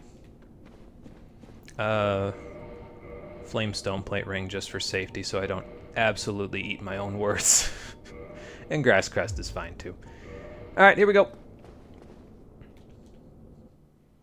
It's unfortunate you take fall damage no matter what going into this fight, but that's part of the challenge of this fight. It makes it harder right away. Oi, Necromancer. Quit your necromancy and fight me. Hello? Can you not hear me or something? Whoa. 3 people fused into 1? Well, that's a fate that I wouldn't want. But yeah, this is Pinwheel. Pinwheel likes to make clones of himself. Pinwheel is already dead. GG, scrub. So, for defeating Pinwheel, you get the Rite of Kindling, which allows you to kindle bonfires up to 20 Estus flasks instead of just 10. You also get 15,000 souls. He also has a guaranteed drop, but it's one of the 3 masks that he was wearing. Which mask you get is dependent on the playthrough. Now, you can get the other masks from a vendor, but I don't know if we'll even see that vendor. Well, no, we will, now that I think about it. In the next area, we'll see that vendor. But, yeah, so let's see which one we got. Ah, I've been blessed. That's the best one. According to the community, that's the best one. So each mask gives you a different effect. This one raises your equip load, the Mask of the Child raises your stamina regeneration rate, the Mask of the Mother raises your health. So it gives you the effects, basically, of the Ring of Favor and Protection, except it only gives you one of them per mask, but the masks are interchangeable, whereas the Ring of Favor, if you unequip it, it breaks. So, yeah. It's pretty nice. Definitely worth our time to have gotten that. Masked salesman? Is that you? Yeah, really. It's unfortunate he didn't sell the Fierce Deity mask, or else he really would have been unbeatable. Oh well. Save that for Majora's Mask. Oh, did you notice the environment shift? Yeah, it got even darker in here than it was before. That's phenomenal. Shortcut ahead. Okay, thanks. I'll take it. This shortcut the developers have left a message for is actually the way to get back into... is it this way? Hang on, I might as well cast light so I can actually see where I'm going. There we go. Because this area is notoriously very dark, and that's why we brought cast light along with us, because it will make it a lot brighter. I apologize if this is a little bit too bright for everybody's eyes, if it's blinding you. But yeah, so if you go down here, you can end up back in the upper section of where we dropped, like before we dropped down to Pinwheel there, that's the upper section where all of the Bone Wheel skeletons are. But I don't need to go down there. Instead, I need to go down here. There's another soul up there. I don't know if we'll grab that. We might, but we'll see. Mildly blinding in that little area at least. Yeah, I think it's better when we're in an open area like this because there's less, like, walls for it to kind of, like, bounce off of, you know? So, at least that's the impression I get, so. Alright, we're in the Tomb of the Giants. I see a glowing pair of eyes in front of me. But you want to follow the prism stones, these little multicolored glowing things. Those will take you where you're going. So, oh, that's not my pyromancy flame. I can see you. I don't know if you can see me, but here you go, friend. But yeah, your range that you can lock onto enemies is significantly reduced in the Tomb of the Giants, even with cast light, because the enemies just... There's too much darkness. It's hard to see everything, so... Lots of bones down here, though. So we'll try to make our way without absolutely dying. I don't know what that is, but I don't think I'm going to grab it. I'd rather just slide down here. Could go those ways, but let's just keep going. Hi there. I hear an... Okay, Archer. Oh, God. Ow. Well, I almost got away from that. Okay. Don't go dodging off the ledge there. Get rid of his friend first. Now for you.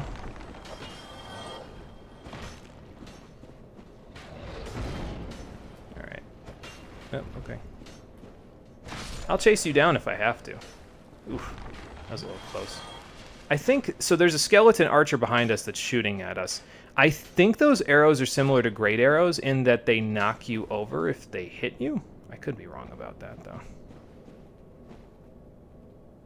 Huh. Well, speaking of sightseeing, you can see Lost Izalith from here. That's interesting, in the Demon Ruins. Slide down here. You can probably stay to the right to grab that item if you want to. Oh, hey, it's that guy again. The one that we saw in the catacombs. Before we go see him first, though, let's go down here, because this is where the bonfire of the area is. And this bonfire is warpable, so that means we can enter and leave as we please in the Tomb of the Giants now, so that's pretty nice. And also we get our cast light back for doing that, so that's kind of nice, too. Okay, get some more endurance out of that little fight. Soul count, not really much going on. I got 1,000, 3, 5, so yeah, we're not leveling up again from that, unfortunately. Okay, so there's a few things I actually want to pick up here in the Tomb of the Giants before we go do anything else. One of them is actually down where this gentleman is pointing. So let's go see if we can grab something from there. And then there's another one that's actually over here. Like, you can hug the wall here and kind of end up. But if you go over here, he'll actually get you what you need first. But before I talk to him, I actually want to go over this way, a little bit ahead in the dungeon. Can I replenish my light? I feel like it's about to run out, so I'm just going to There we go. We can see some light over there, though. That light actually is the way forward in the level. So you don't need cast light for the whole level. You just need it for most of it. Any more eyeballs glowing? I want to have my... Oh my god. What the hell kind of a monstrosity is that supposed to be? I don't know, but he can have this fireball. I thought that killed him for a second. I was about to be like, no way. Giant skeleton dogs that, well, they're human beings. They have a human being's skeleton structures, but they walk around like dogs. Now I've seen everything. Alright, go through here. I forget where this next Black Knight is, but there's another Black Knight in this area. This one has a halberd. And I actually want to fight him because he... Oh my god. Okay, scout. Up, there we go. That's where he is. Thanks for making this easy on me. Don't want to fight the skeleton dog, don't want to fight the archer either, so... Just this guy. This is the only guy that I care about fighting at the moment, so... And we got him. Perfect.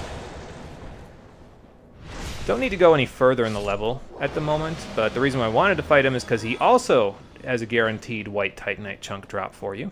So that's 2 out of the 3 that we actually need to get our Divine Hand Axe up to +9. We could go further in the level in order to get it to +10. Wait, hang on. I'm turned around here. Oh, okay, I gotta go over here. Like, there's a white Titanite slab further on in the level, but we don't have enough chunks to even get that yet, and we don't have the large Divine Ember. So before we get either of those, I feel like it might be more worth it to get the chunks and the large Divine Ember, you know? So, let's go get those out of the way. But first, hey, man. What, you again? Well, well, you've been a stranger. Good to see you well, mate. Yeah, you too. All right. You came at the perfect time. Why, what's going on? There's a fine stash of treasure right down that hole. Really? I found it first, but we're friends now. I'll split it with you. Oh. In any case, have a look. It'll shimmer you blind. Well, that's funny, because your bald head is shimmering me blind with my cast light at the moment. I don't know, I feel like I've heard that laugh somewhere before. I can't quite put my finger on it, though. Nah, I'm sure it's nothing. Oh, he's right. There's a few treasures down there. You sure you don't want to, like, come down with me? Ow.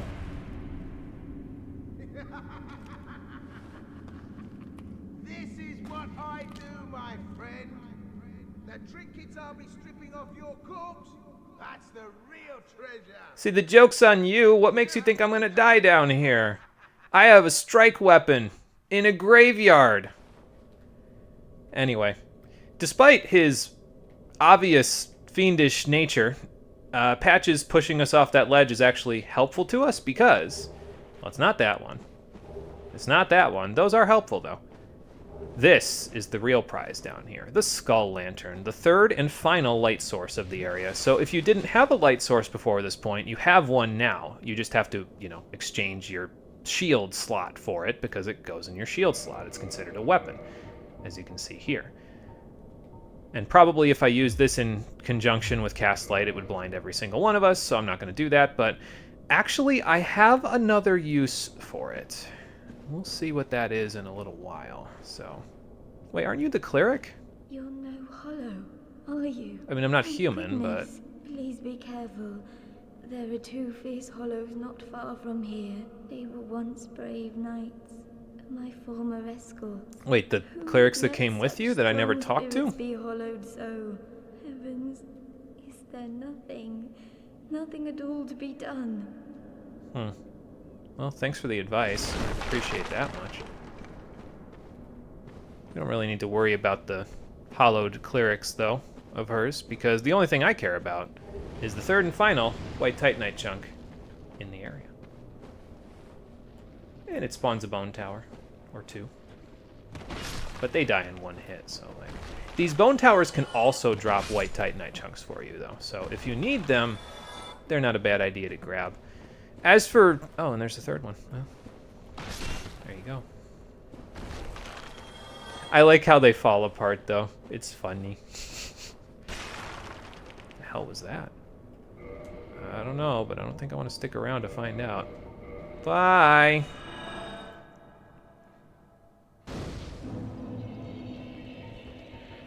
Alright, back up here.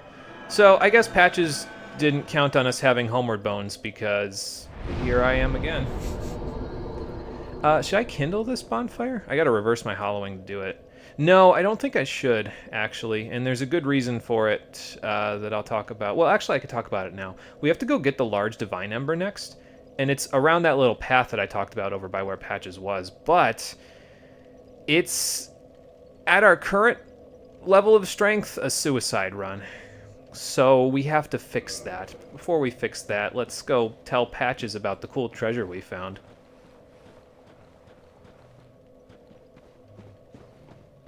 Hey, man. Didn't count on the Homeward Bones in my pocket, did you? Oh, you. Well, let's just calm down. Talk about things. I did you wrong, but I didn't mean it. That felt pretty intentional. Temptations. They can, well, overcome me. Uh-huh. You know what I mean, don't you?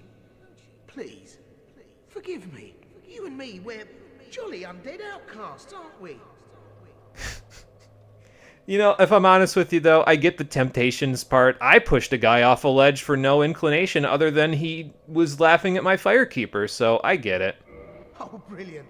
A second chance. Wonderful. I had a feeling you'd understand. I did. But, if I were in your shoes... Ooh. Who knows what I'd have done. But now we're friends again.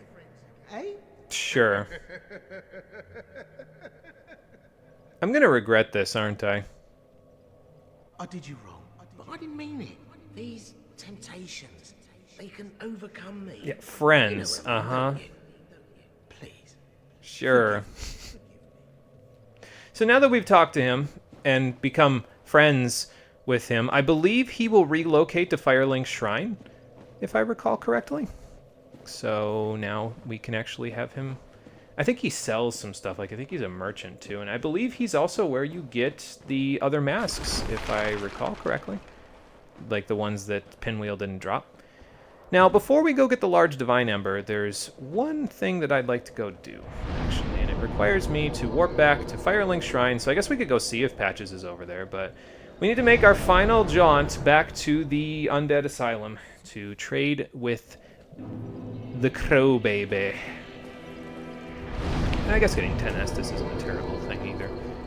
Alright, 23,640. So we need about a little more than 7,000 souls. What do we got in our inventory? 3, 6, 7. So I can't quite do it with that. But I could hold on to these souls for now, because I'm not really going to need to worry about the 16k for anything for now. But we have a whole bunch of items that we can trade in our inventory to Snuggly, so we're going to worry about those in a second. Oh, Petrus must have gone with him. Interesting. Oh, you know, while I'm here, let me go see if Patch is relocated here yet or not. Wonder if Petrus ended up going hollow down there. I think Patches, if I remember right, relocates up here. Might not be here yet, though. You might not relocate here until you beat the boss of the tomb. Because I think he's right here, if I remember right, so... I mean, if he doesn't come here, I don't need anything from him. I don't know, it's kind of like in Dark Souls 3. I kind of just like collecting the NPCs up and keeping them in Firelink. It's like my little Sky Pirates den from Final Fantasy XII. Is that weird? That's probably weird, isn't it? I have an NPC collection. Like, how often do you hear that from somebody?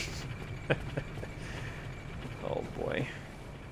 Alright, so anyway, line this up, tee it up, go down. It's so lovely not to have to, like, worry about whether or not I'm going to fall off of that because of 60 FPS from DS Fix. Like, Dark Souls Remastered got a bunch of flack when it first came out because it didn't really change much about the game. But with DS Fix, sometimes when you're walking up, like, 45-degree angle surfaces, sometimes you just slip off of them. And you'd have to turn off DS Fix, so you'd have to turn off the 60 FPS in order to even walk up some of them sometimes. So I appreciate not having to turn things on and off just to play the video game.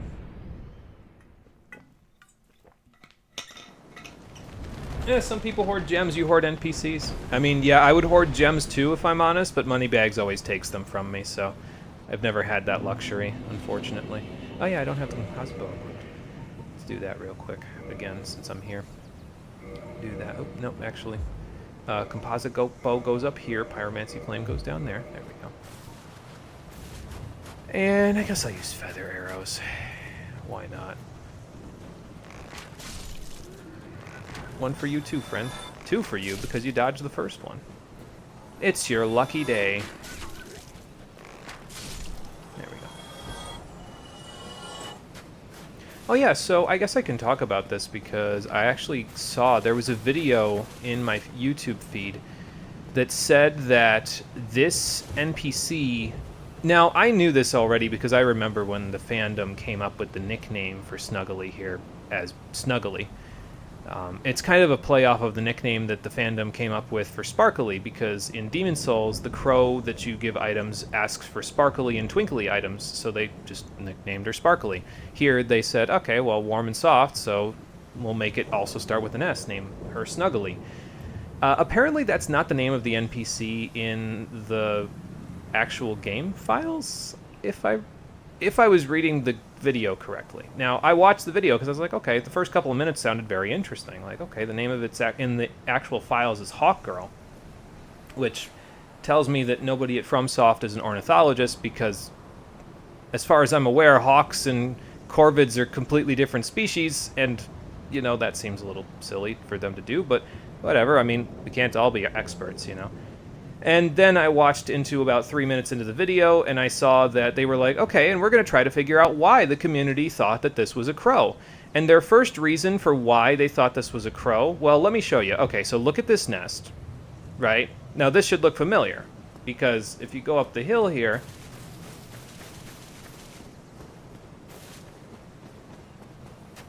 it's just a smaller version of this nest, right? And the bird that takes you out of this nest is a corvid, either a raven or a crow. We can't see the tail feathers, so it's quite literally a matter of opinion. And by that I mean a tail feather, because that's the difference between crows and ravens. I learned that today. So then that's like, okay, well, that's the number one reason, right? Because a crow or a raven picks you up from over there. This is just a smaller version of that nest, so that's why the community would have said it's a crow, right? And their number one reason for why this NPC was considered a crow was because of the voice acting. And I said, hang on, when was this posted? And I clicked the link on it, and it was posted on April 6th, and I said, okay, this is just somebody having a late April Fool's joke, nothing more. Quote the Snuggly, nothing more. So I'm going to call bullshit on that one. I don't know where they're getting their information from, but that's a hell of a stretch. Either way, I'm going to continue to call this NPC Snuggly, because, look, it's Sparkly in Demon Souls, Snuggly in Dark Souls, Pickle Pea in Dark Souls 3. We don't talk about Dark Souls 2. So, I'm just going to keep calling her Snuggly. It's just a pet name. Anyway, I'm going to drop the Skull Lantern for her, and then we'll do the same thing we did before. We'll quit and reload. We will load game. And the Skull Lantern is the one and only thing that I well, actually, there's two things that I particularly care about trading, but the Skull Lantern is the one that will help us move forward after this, so. You, give me warm, give me soft. Because it gives you the Ring of Fog. Stealth mode engaged. So the Ring of Fog is basically the hidden body spell that Dusk sells. It makes it harder for you to be seen. So combine that with the Slumbering Dragoncrest ring, which prevents you from being heard, and you basically have to be on top of enemies in order to be seen. Now, I want to test and see if Cast Light affects your discovery. When you have, like, if you have the Slumbering Dragoncrest ring and the Ring of Fog equipped at the same time and you cast Light, does that have an effect on your ability to be discovered. That's what I want to test, so we're going to try to test that out while we're around here. If you have a spare Pyromancy Flame, you could trade it for, I think, a red Titanite chunk. If you have a spare Ascended Pyromancy Flame, I think you can trade it for a red Titanite slab, but I don't have a spare of either, so I'm not going to do that. The other thing that I want to trade, though, is the Xanthus Crown, so let's put that down, because I'm not going to wear it. Excuse me. Old Monk, get out of here. Quit and reload. And then we got to trade the sack as well, so we'll do that once we reload here. You, give me. Yes, Snuggly. I heard you. And this is how you get the second Ring of Favor and Protection in the game. Trade in the Xanthus Crown with Snuggly, and she'll give you a Ring of Favor. Cool. So now we have our Ring of Favor, so we can equip it once we have our 39 Endurance. So there you go. I guess I could trade the Sunlight Maggot while I'm here as well. Let's trade the sack first.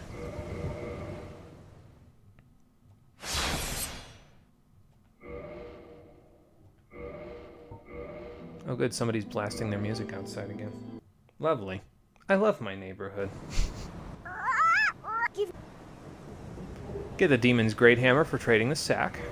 So that's kind of nice, I guess. So we already traded the, whatchamacallit. We already traded a Humanity, so we don't need to trade that. I don't think any of my rings are tradable. Yeah, they're not warm and soft. Sunlight Maggot's probably warm, though. So, let's find out.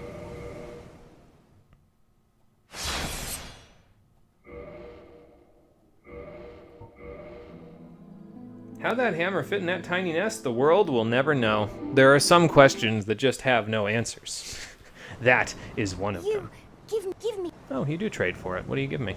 Oh, a second copy of the Old Witch's Ring. Okay, well, if I needed it, I have it now. I don't need it, though.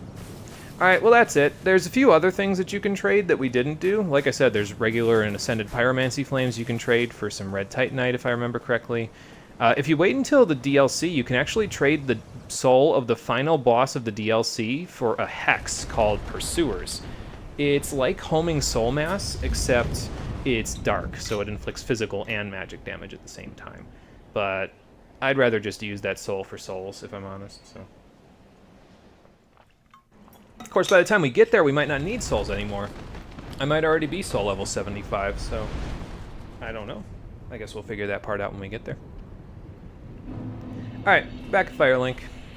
So, actually, I might just Homeward Bone from here, honestly, because, I mean, I guess I could have just done that anyway, but this should take me right back to Firelink since I just rested there. Or the Tomb. Either one.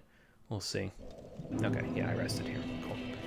So, now what? I guess back to the tomb itself. Although before I go, just so I'm not doing this in a harsh environment, what do I need to take off in order to equip the... by the way, this is why I didn't want to do the Ring of Favor early on in the game, because if I had to take it off in order to engage in full stealth mode, I wouldn't be able to take it off. I'd only be able to use Ring of Fog or Slumbering Dragon Crest. I wouldn't be able to use them both at the same time, basically. So that's why I didn't do that. This is the new Old Witch's Ring, so maybe I should go actually get rid of those before I do that, so that I don't get them twisted from the one that I'm hanging onto on purpose. Frampt, wake up. No, I'm fine. Well and wide awake. Do not treat me like an old withering snake. I mean, if you keep falling asleep on me, I might have to. I am his... Alright, definitely don't feed him the white Titanite chunks. We need those. You can have all of these, though, because I won't need those ever again. Here, you can have all these. I'm sure you consider those a delicacy. Let's see. Good there. Shouldn't trade those, don't think, because we don't need to. I had two of something. Yeah, the Falchion. So, trade that. I could trade the Dragon Tooth and the Dragon Great Axe and have enough souls to level up, actually, but I don't think I need to do that. We'll just worry about that later.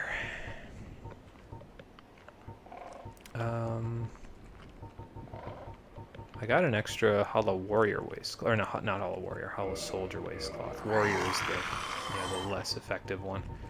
So I guess I could trade for that too. Trade for this. And I think, honestly, that's about it. I could trade for something else, but I'll just use one of the Souls of a Proud Knight that I have, I think. Because we've got it, so that should be enough to get me to level up from here. So, okay. Farewell. And now for the real question. Well, let me level up my endurance first, because that'll help with this whole full setup thing. Let's see. Okay, yeah, if I use a regular Proud Knight Soul, we'll have just enough souls to level up. Perfect. So let's just use one of these. Go from there. Alright, do this. More endurance. 28 endurance, perfect. Only 37 souls to my name, even more perfect. Because the less souls I have here, the better, because it's likely that I'm going to die in the next sequence here. But what do I need to remove in order to go full stealth mode here? Let's see. We've got Slumbering Dragon Crest. Hang on, I can go further down from there. Ring of Fog. So I am now silent and also translucent, but I'm mid-rolling. So 68 divided by 4 is like... Let's see, 4 into 60 is 20, 21, 22, 44. No, I didn't do that right. 17, 34, 51, 68. So I need to be at 17 pounds. So if I do this and this, okay. So no bow and no shirt, and I'm still light rolling in full stealth mode. Okay. We'll keep that in mind because that is the plan. We're gonna go full stealth mode for a minute in order to go and get the rest of what I need in order to get a plus 10 divine weapon. Because we're going back to the Tomb of the Giants now. So let's go back.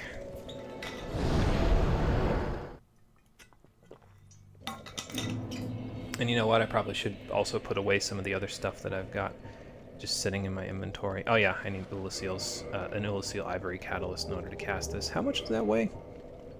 Oh, 17.3. Now I gotta take something else off to cast this? That's a shame.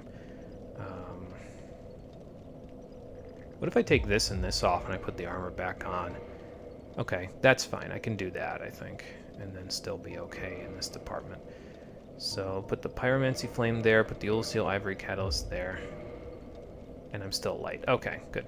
Now, can I put the gloves back on? No, that's too much. Okay, that's fine. So, let's put away the items while I'm in full stealth mode here. And then, once we're done putting away the items, we'll make the first of our potentially deadly journeys here. But we have 7 white Titanite chunks. Now all we need is the large Divine Ember, and then we can get the Hand Axe to +9. The Demon's Great Hammer I should put away. Probably shouldn't have done this from the bottom, because it's probably like halfway through here. There it is. So we'll put that away. I don't think he gave me anything else that I'm particularly keen on. I guess I can put away the Mask of the Father, although putting it away probably just cursed me, but, you know, it's fine, I guess. Alright, so there's that. Let's cast light. We'll rest here, so we respawn our cast lights, although, you know, I probably don't need more than 3 that I have. This is going to be a quick adventure. Alright, so now we get to test. We have no sound produced by our footsteps. We have translucent body, so we're harder to see. Will the enemies still see me with this gigantic light over my head? One of them sees me. It's that one. Ow. Okay, so here's my thought process then. Oh, he almost still got me there. Wow. He's a sharpshooter. So if I warp, do I get rid of the cast light? Let me see that. Because I can do this without cast light. There's that little hole that I just showed up there. That's actually where we need to go. So let me try warping to get rid of my cast light. I think this gets rid of it. I'm not 100% sure about that, but we'll see. It does. Okay. So now, since he can still see me with that, that means I should do this without cast light. A little trickier than doing it with cast light, because I won't be able to see where I'm going, but it should be okay. Maybe it's not okay, because I can't see shit. Okay, I can see enough to do this. Alright, now, follow the bones around. Okay. We've hit a wall. Just follow this path. Now listen, if he still sees me, after all this, I'm just going to make a run for it. I'm going to cast light, and I'm going to make a run for it. Sorry if all of you can see better than I can. I currently have very little sight. So he can still see me. I would love to know how. Anyway. So down here is where the large divine ember is. As a matter of fact, it's either that item there or that item back there. But there are 6, count them, 6 giant skeletons in this room. And the likelihood of us killing all of them and getting out of here with the divine ember is slim to none. So, you know what I'd like to do actually as well is I think I'm going to take this off because I don't know if that might be affecting my stealth capabilities. So, all right, anyway, so we're going to fall down. They haven't seen me yet. I'm going to grab this item. If they do see me, I'm just going to run for it. Haven't seen me. Oh, okay, never mind. One of them has seen me. Run for your life. Let me heal real quick. And then run for my life. Because that's the item right over there. If we die, I don't care. I just want the item. Ow. There it is, large divine ember. I don't think I can get out of here without dying, but I'm going to attempt to. Okay. Nope. Nope, definitely not. Oh, God. Oh, well, hang on. Hold on. Hold on. I might buff out. Hold on. I might buff out.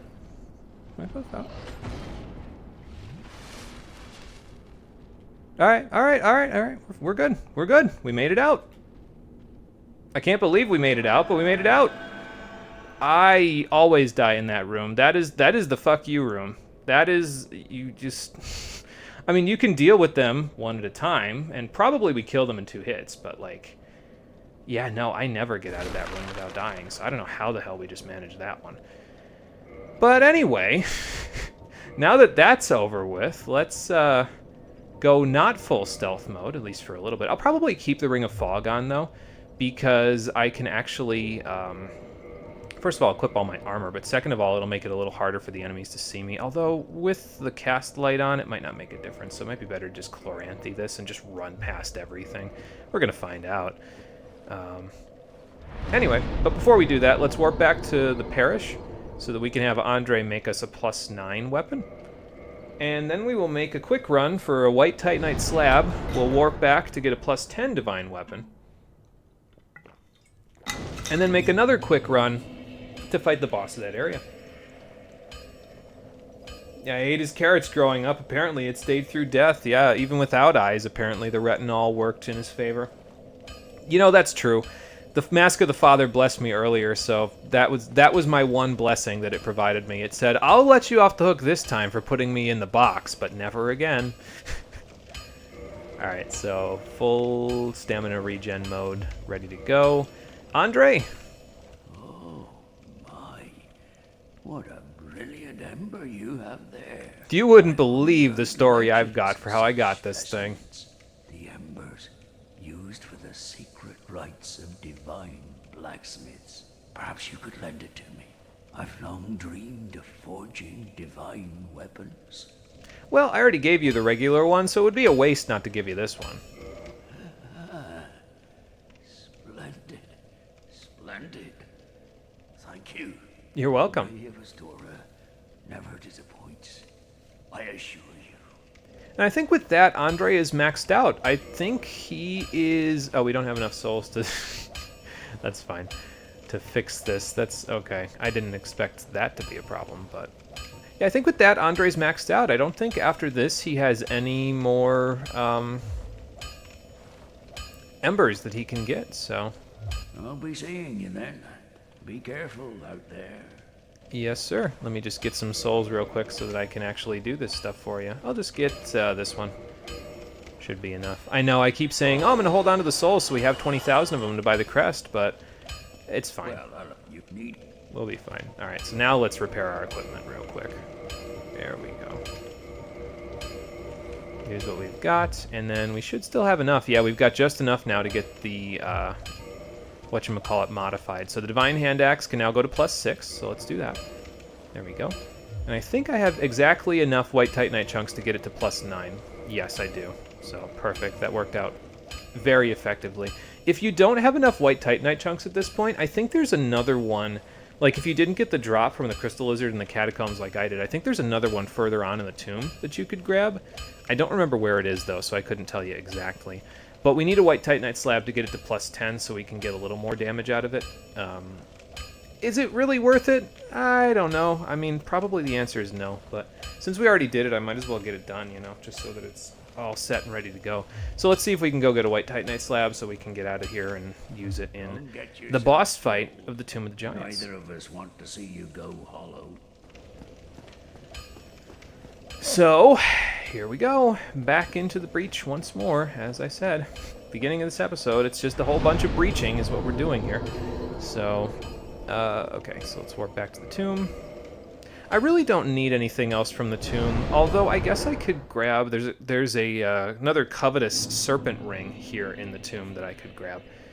That it might be worth it to go grab it just to equip it for boss fights where I don't need anything, but honestly I'd probably forget to equip it, and I don't know that necessarily we're going to defeat a lot of enemies along the way through these areas anymore. Like, most of the things that we're going to defeat from here on out are going to be either enemies that are in my way that absolutely won't get out of my way, or bosses, so... yeah, I don't know, I feel like we're not going to defeat a whole ton of things from here on out. Alright, dog. Oh, damn it. Where'd you go? Oh, that's where you went. Okay, fair enough. He wasn't really in my way. I probably could have run past him, honestly, but sometimes I've had him do, like, a quick attack that just, like, sweeps me right off my feet. Not really a whole lot of fun, so. Big skeleton boy. Oh, we one-shot the skeleton, guys. Awesome. That's nice. Soul Brave Warrior.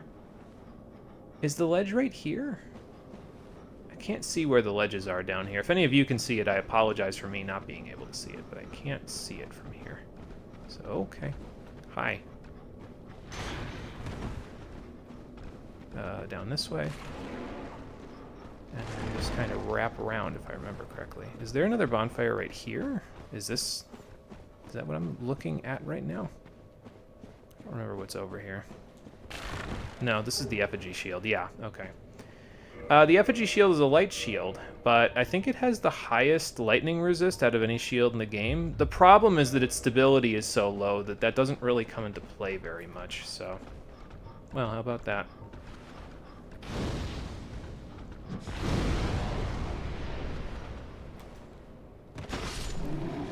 I don't know what he was about to do just there, and I hope I never find out. Probably a grab attack. Oh, there's the bonfire down there. So we're up one level too high at the moment. Let's see if we can find a way down from here. There we go. Ooh, hello again. Ooh, double hello again. I think that's the Covetous Silver Serpent Ring over there, that item that we can see behind me. Not that guy. Hold on. That item over there. So the Covetous Gold Serpent Ring was the one that increases our item discovery rate. Covetous Silver increases the souls that we gain from killing enemies, so... I shouldn't even have done that. I knew it wasn't going to work. I should have just waited for him to get to me and then just do that. Why do I do these things to myself? Alright, I think there's a hole or something we can drop in here, or a ladder somewhere near here. Or maybe it's just, yeah, okay, it's go down here, never mind. This is it. I don't know what this is, but I'm going to grab it. Oh, another chunk. That's where the other chunk is, okay. So if you need another chunk, if you didn't get one from the catacombs, you can just grab that one. I saw two of you.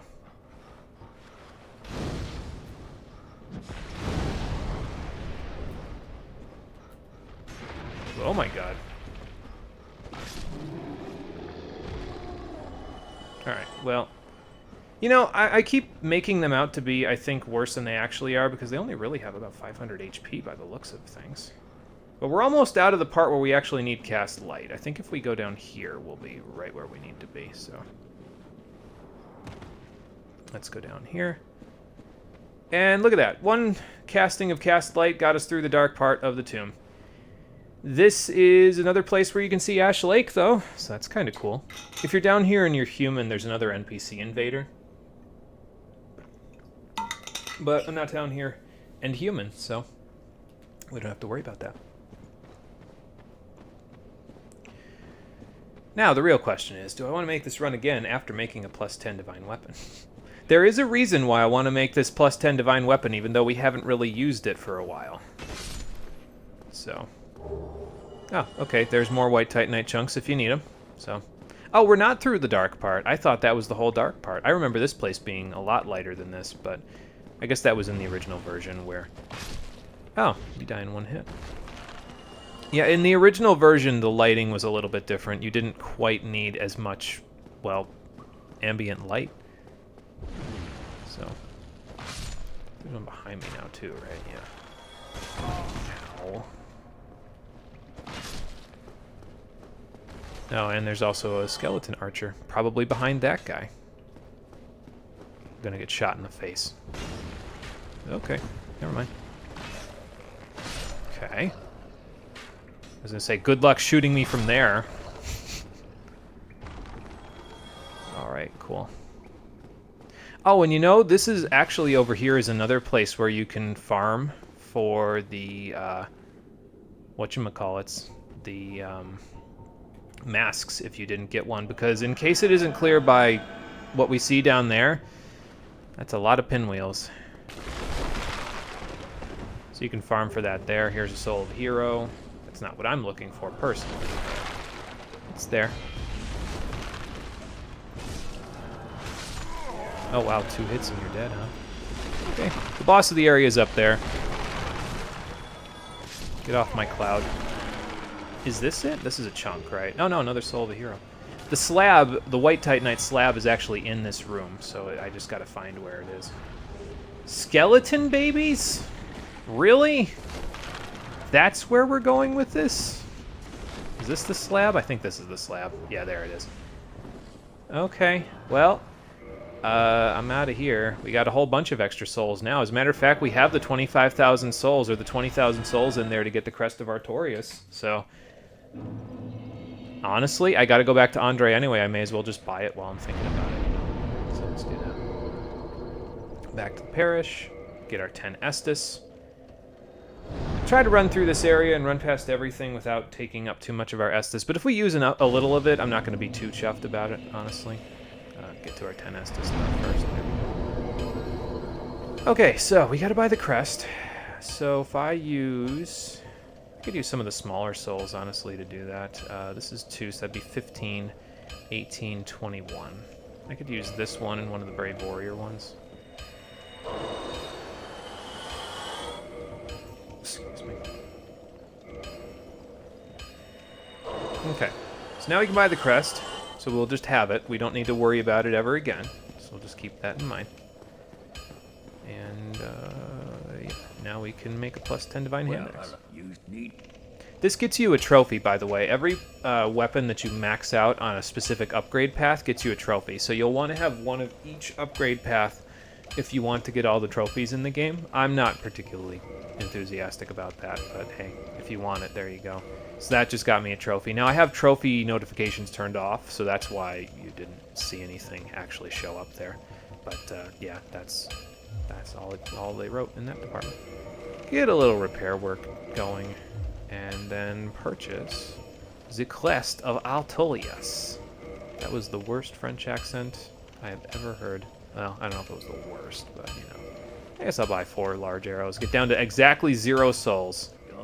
Baldwin would not be very happy with me if I got down to exactly 0 souls, but I suppose if I did right in front of him, it would have been because I bought stuff from him, so maybe he would have been okay with it. I don't know. Either way. We can put those away, don't need those anymore. We have 15 Twinkling Titanite just hanging around, doing nothing. Wish I could transfer that over to Dark Souls 2. There's quite a lot of weapons in that game that take Twinkling Titanite that I would not mind reinforcing, but, well, you don't usually get the option in that one, unfortunately. Really, in Dark Souls 2, the best way to get Twinkling Titanite is to go to one of the DLCs, and I'm probably not going to any of the DLCs, so we may not really be getting to take advantage of that, honestly.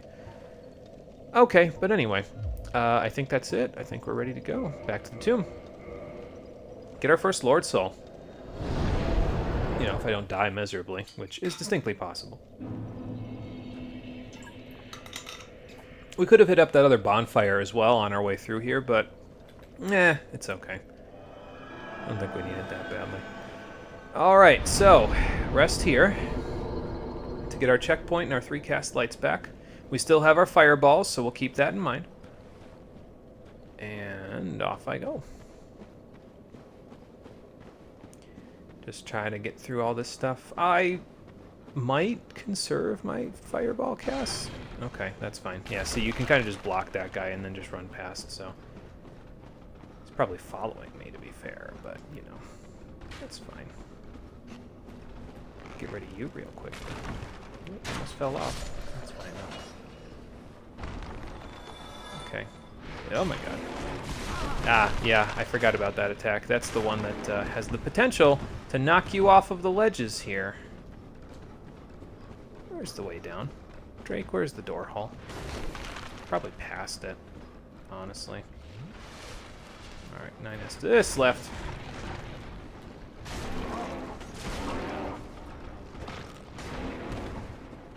I get the feeling this run is a wash, but I could be wrong about that. It's 4 bites, though, so if you see him do that attack... Oh my god. It's 4 bites, so just keep that in mind. And if he does 4, then he's done with the attack, and you're home free. I don't know. 8 Estus is probably fine, though, honestly. So... No, but seriously, Drake, where is the door hole? You were supposed to cut it out with the power saw. Oh my god. Okay, that's where the door hole is. Right here. Pardon me there, fella. Hug this wall. Oh, that one fell off. Well, that sucks for him. Hug this wall. I think this leads to the bonfire, actually. Like, if you go that way. You know, maybe I'll hit it up. Why not? Because I think from here you can basically just run straight from here to the boss. I could be wrong about that, though. But it serves as a nice little checkpoint, I suppose. My cast light is still in effect, so I'm just going to keep that in mind and go for it. See if that guy decides to take a dive. In aquatic mine.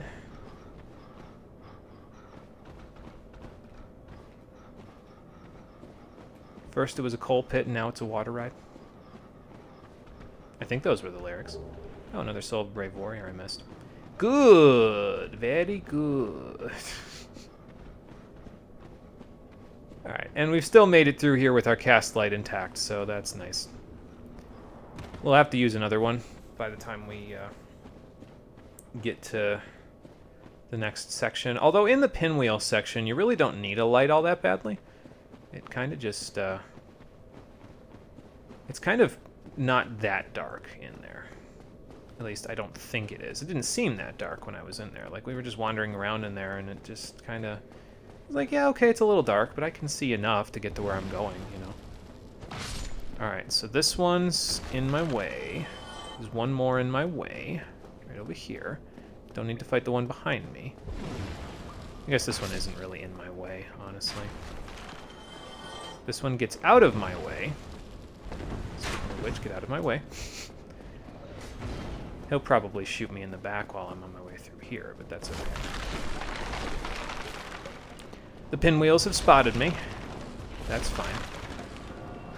Pale done. Excusez-moi, s'il vous plaît, mon ami. I have a boss to fight, and you're not one of them.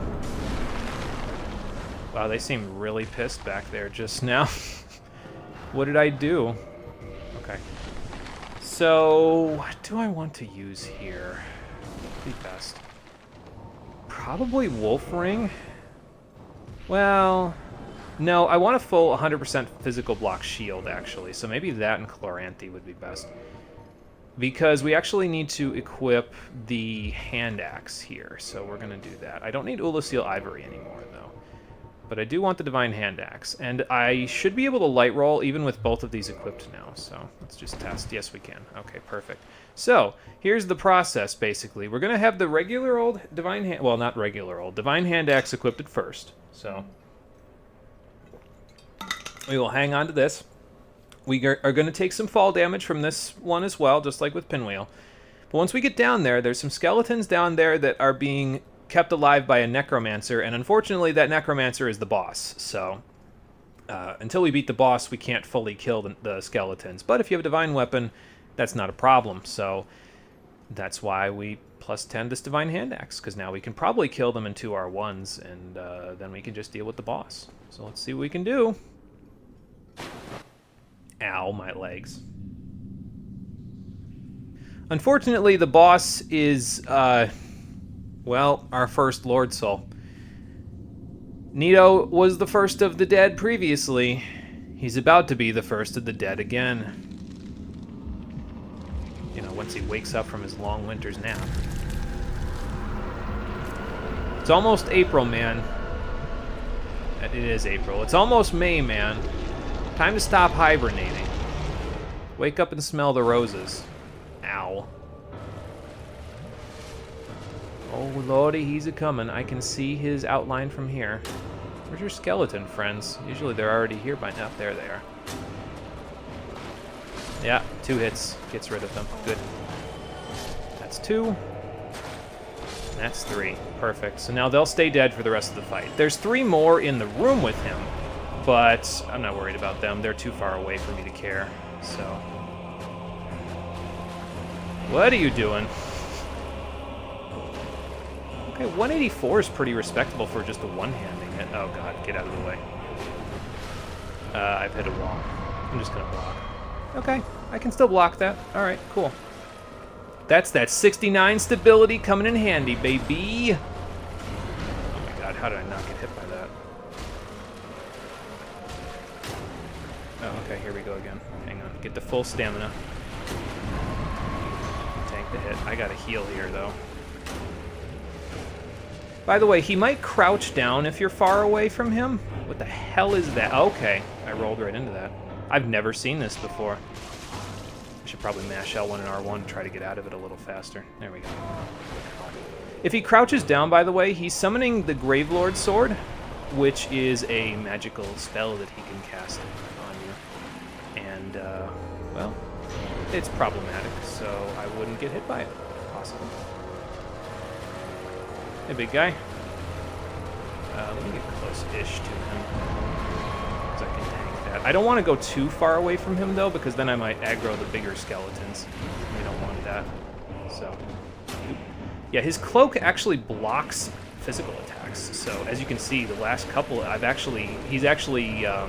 gone through him with my attacks. So, yeah, you don't want to do that if possible. So, try to hang in front of him if possible. But, oh, there it is, right there.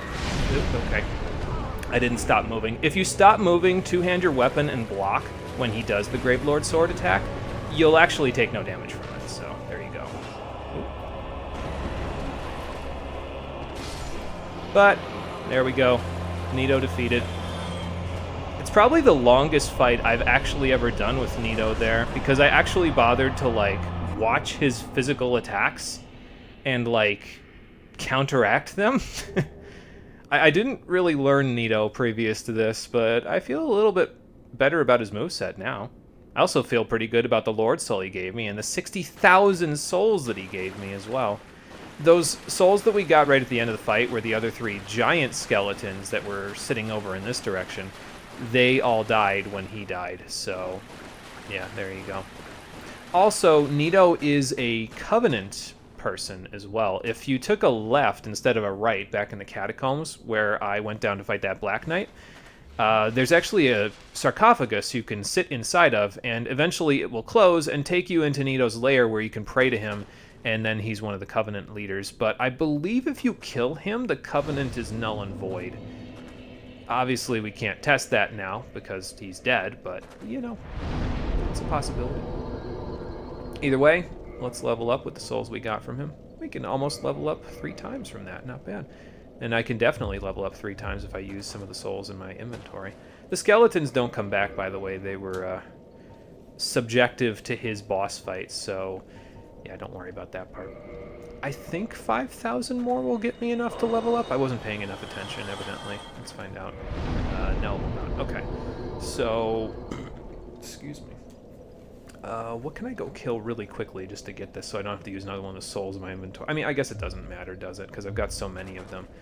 I may as well just use them up. You could use both of these up, another soul of a brave warrior, and then the other souls that we have, and I can level up again, basically, so I might as well, you know. Let's see here. Yeah, I'm just going to use this up, and then we'll see how much we're off by for a second level. So we'll be able to get 1 from this, but not 2. 2,500, so 1 large soul of a proud knight, please. And there we go.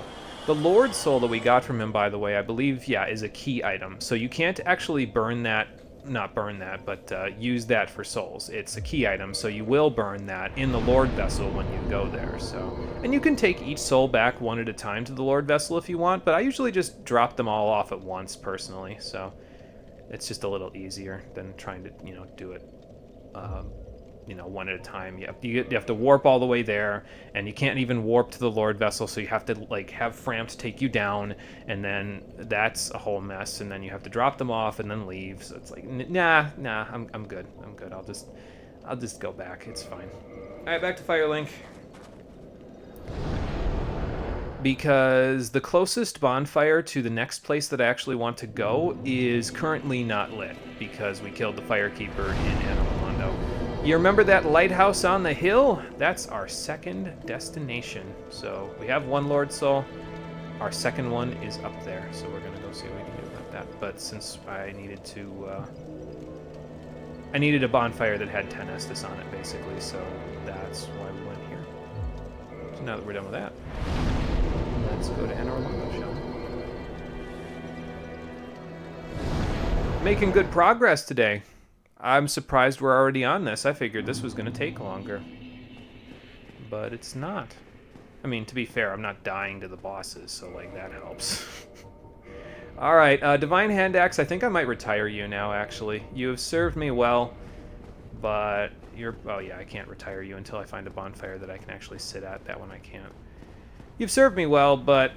after the Catacombs, you don't need a divine weapon ever again. There's never a situation where you'll find necromancers outside of them, so outside of the outside of that area. So don't worry about it too much. All right, our damage is the same as it was before, so this is going to do the same damage, which means stagger in. Oh, yeah, no, never mind. It's not the same as it was before. We had a plus 10 weapon the last time I was in here. It's a plus 15 now. So, never mind. I was wrong. Alright, but up to the house on Haunted Hill here. Because as I said previously, the golden fog that was keeping us out of here, it was not sealed by Gwendolyn, it was sealed by the Lord Vessel, but now it's taken care of. Ah, a boar. And this time I'll have to fight him straight up. Well, come on. I know you want to charge me. Oh, that was close.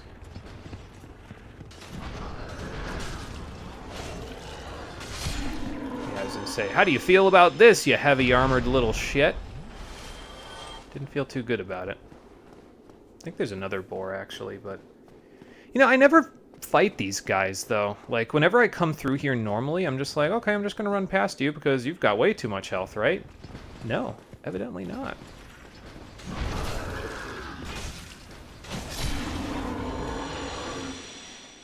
So, obviously that makes me feel slightly stronger than I normally do when I come through here.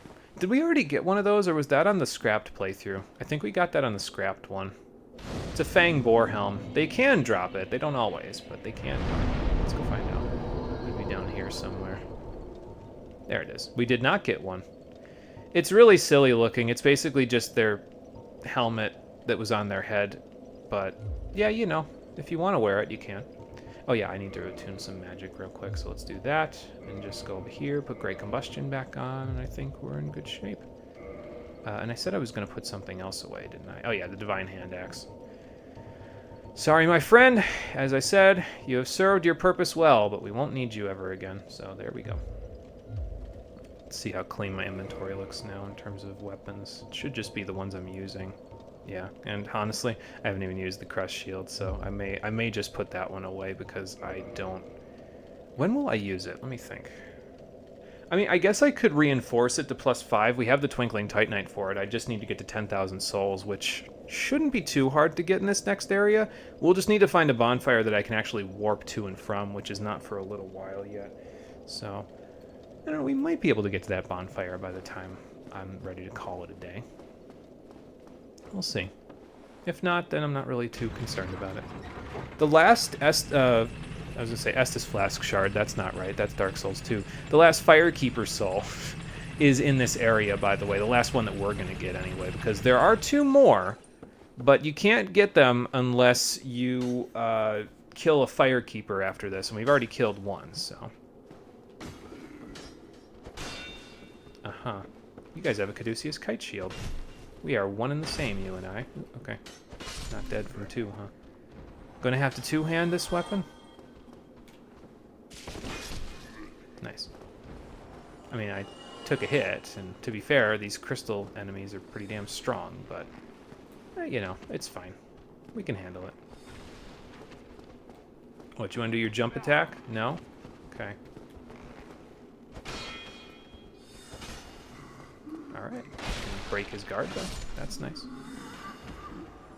The thing about the crystal guys, though, is that just like, you know, regular crystal equipment, they have low HP in exchange for their high damage threshold. So, yeah. There you go. There's also a channeler behind me. So we're going to deal with him in a moment. Once I deal with these 2. These 3, excuse me. Damn. Hang on. I was gonna say, I should be safe enough to do this here. There we go. Got him. You okay there, friend? You look a little lost and forlorn, like you don't belong here. Huh. Oh, we'll figure him out in a minute.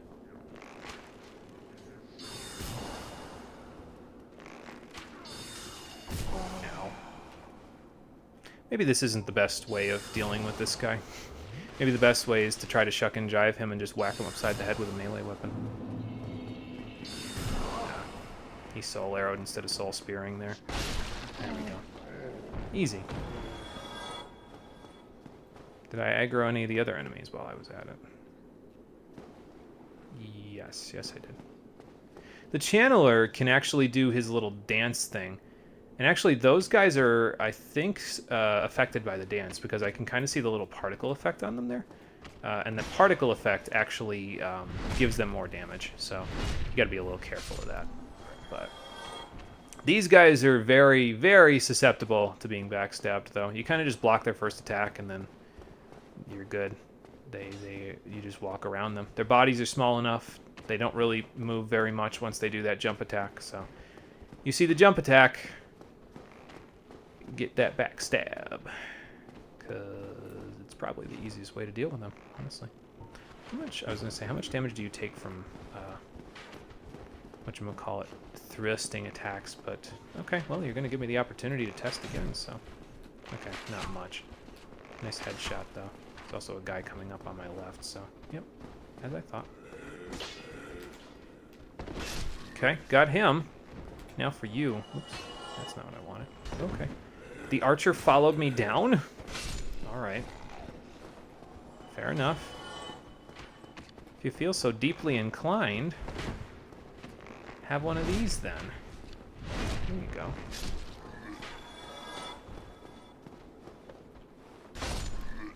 What, backing up now that I'm actually becoming the aggressor? I don't know if that's gonna work out for you. More souls. Not bad.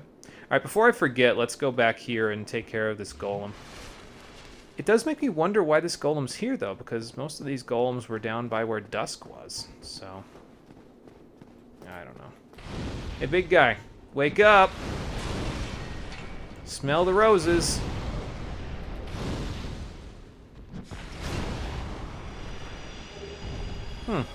Broken pendant. That's interesting. Wonder what that's all about. Oh, we've seen the Rite of Kindling. That's, like I said, that's the thing that lets you kindle up to 20 Estus. But, oh, here it is. Half of a broken stone pendant. The vine appears to originate from Ulasil. That's where Dusk is from. Powerful magic can be sensed from this ancient stone, yet men of this time can neither manipulate nor sense its power, which has a distinct air consisting of both reverence and nostalgia. Interesting. Well, Logan said that I didn't really have a magical bone in my body, you know, other than the pyromancy parts, so maybe we'll take that back to Dusk and see what she has to say about it. She'll probably be the expert out of anything Ulasil related. But first, let's take care of business here, shall we?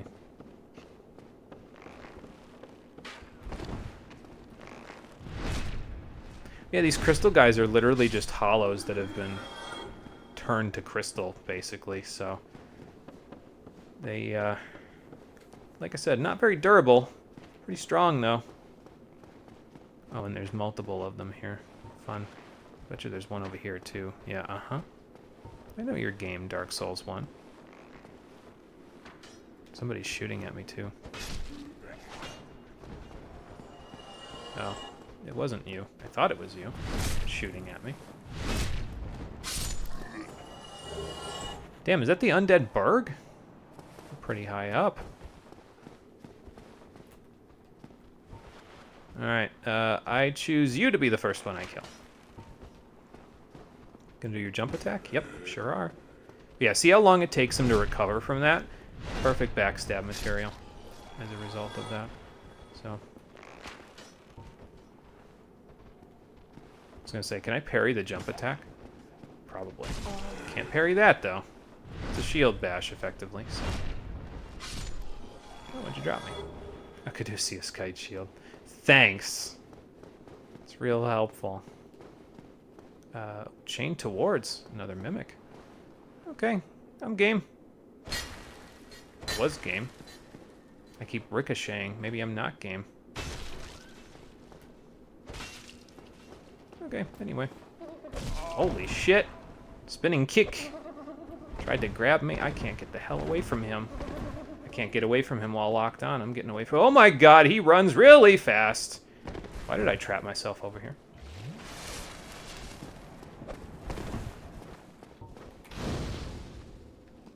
Kill it with fire. Because Jesus Christ... Oh my god, spinning bird kick. Don't you dare do it again. Okay. Why was I game for that? What could he possibly drop that would make that worth it? Oh, okay, I guess that could be worth it. The Symbol of Avarice. And a Crystal Knight Shield. Yeah, not really worth it, but... So the Symbol of Avarice is an interesting item. It's a Mimic Head, effectively, and you can equip it as a helmet.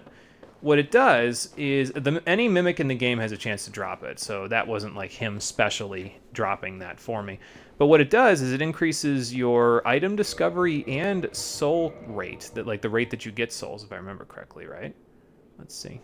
Yeah, slightly raises soul absorption and item discovery, but also affects its wearer with the Curse of the Branded. And what that means is it raises your discovery rate as much as the gold serpent ring, the covetous gold, and it raises the amount of souls that you get from defeating enemies with it on. But at the same time, I think it's the same as the covetous silver. So basically, it's the covetous gold ring plus the covetous silver ring in one package, but it drains your HP when it's on your head. So really, the only time you'll want it on your head is like right after you beat a boss. So I don't know that I'll ever use it, though, because I don't think we'll ever need those kinds of souls, you know. Can I see my prize, my baby, that I could not get because I didn't continue the playthrough from here? Yeah, there it is right there. There's a chest. That's a real chest right there on top of that bookcase, but we can't get there unless we go all the way up there. And, well, we're not going to be there for a little while, unfortunately, so... If I had continued the previous run-through of this game, though, that would have been a priority to get here in the Duke's Archives, because it contains the Avalyn crossbow, a 3-shot crossbow that would have probably been a very large damage boost for us. So I'm just going to preemptively put on one of our other rare rings of sacrifice. And I should probably get the target shield out, actually, because there's an NPC up here. I don't remember if I can parry him real well, though. Alright, where are you at? I know you're here. There you are. Yeah, it's the Crystal Knight NPC. Okay, it's a Crystal Greatsword. So I should be fine. Parry that. It's like Havel's Dragon Tooth, but... oh, I don't need to parry him again. Cool. It's like Havel's Dragon Tooth, but slightly faster, basically. Nothing to it. I would try to drag him out here, though, if you're going to do anything, because if I remember correctly, there's a Crystal Lizard up ahead. And if you want the Crystal Lizard's treasures, well, obviously you don't want to be dealing with that guy at the same time you're dealing with the Crystal Lizard now, do you? So, there he is. Damn it. Got him.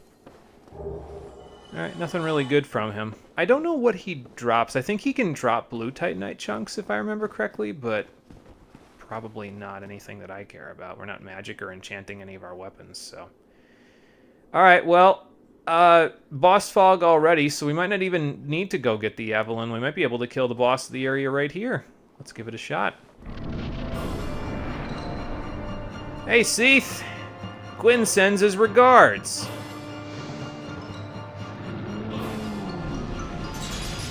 Alright, let's see what you can do, big guy.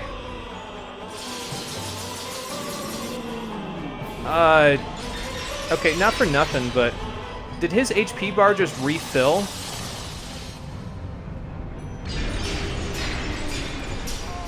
Ow. I don't know what to do about this. Okay.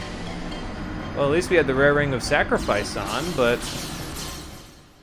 what was I supposed to do against that attack? Wait, hang on a minute. This doesn't look right. I'm in jail? Again?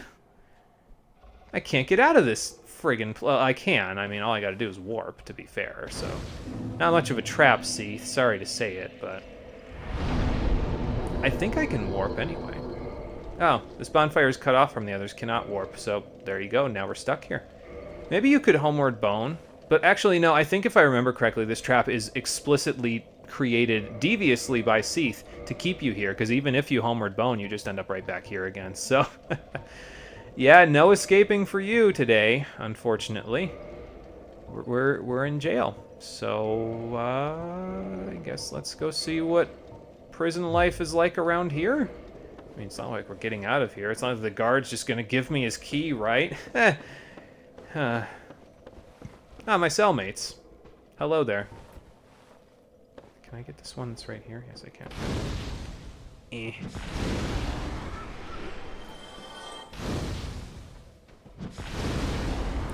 Got both of you. Any chance your door opens? No. Okay, well, I mean, I guess I'll respawn my cellmates. They didn't deserve that as much as I don't deserve to be here, to be fair. And maybe we'll do a little bit of inventory management while we're here as well, just so we can take care of that. Get a little of this in there. I got 19 Twinkling Titanite. Holy hell. The Night Shield, the crystal one, I could probably get rid of. Put away, because we have a regular Night Shield, so... Although I kept, and I can put that away as well. We'll just give that to Framt. Put that away. I think there might actually be situations in the DLC where it's worth my while to actually have the Crest Shield be +5, so we might go take care of that if we can ever escape from this place. Unfortunately, this is actually a worse prison than the previous one, because all I gotta do is say, knock knock.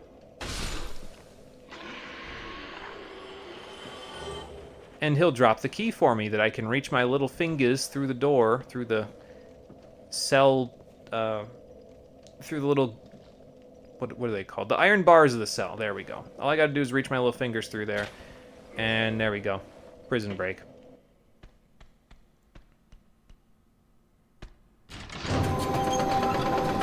Or maybe not. That doesn't sound like any alarm I've ever heard. But it is going to release the hounds, unfortunately.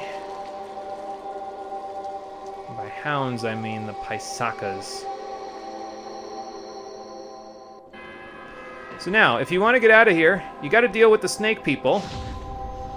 Easy enough, but you also have to deal with the Paisakas that are flanking them. The door out of here is actually directly up there, up the stairs there. If you want to get the items of this area, though, you're gonna have to, well, okay, I don't know why he's running all the way up the stairs. That's where I need to go, but maybe he's trying to block it off. Probably, okay. I was gonna say, I sent him to God, good lord. But yeah, you can go up here and get out of here. However, it might be in our best interest to turn off that racket first, so let's go do that, shall we? I think these gals are a little more weak to... They're all female, by the way. I think they're more weak to thrusting attacks, so I'm going to try using... Oh my god. That first. They also like to grab you, so don't give them the opportunity. Just punch them in the face with your arrows before they can grab you. Don't remember how many of them there are, though. Guess we'll find out, because I'm going down. Did we just kill, like, 5 of them? There's other cells as well, but we can't really prison break these cells. We have a cell key, which helps with some of the cells, but not all of them. So I'm going to try to go get the other keys before we open these doors up. There's some, you know, cool items and stuff in them, but... I can wait for the cool items. Humanity. Well, that's not a good sign. That means these gals were either hollow or something else. At the moment, though, they're not in good shape because they're demon snake women things that are not like the snake women in Sens. They're just a little bit worse. There's some devious shit going on in here, Seath. I don't know what you did, but I don't think I want to know. Actually, hit the one there. There we go. That one's jumping at me. That one's not jumping at me. Okay, there we go. Now for you. Oh my god. Too close, ma'am. Bad touch.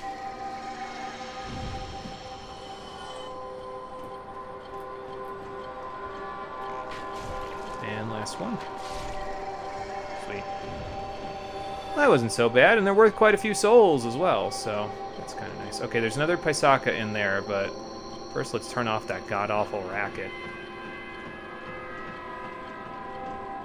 I gotta imagine that droning sound effect is probably pretty ear-piercing when you have a full plate helmet on like I do.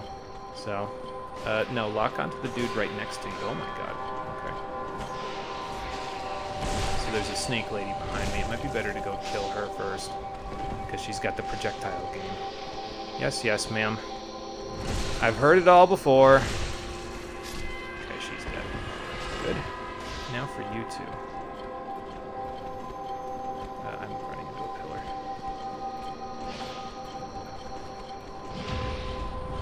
Got your number, snake dude.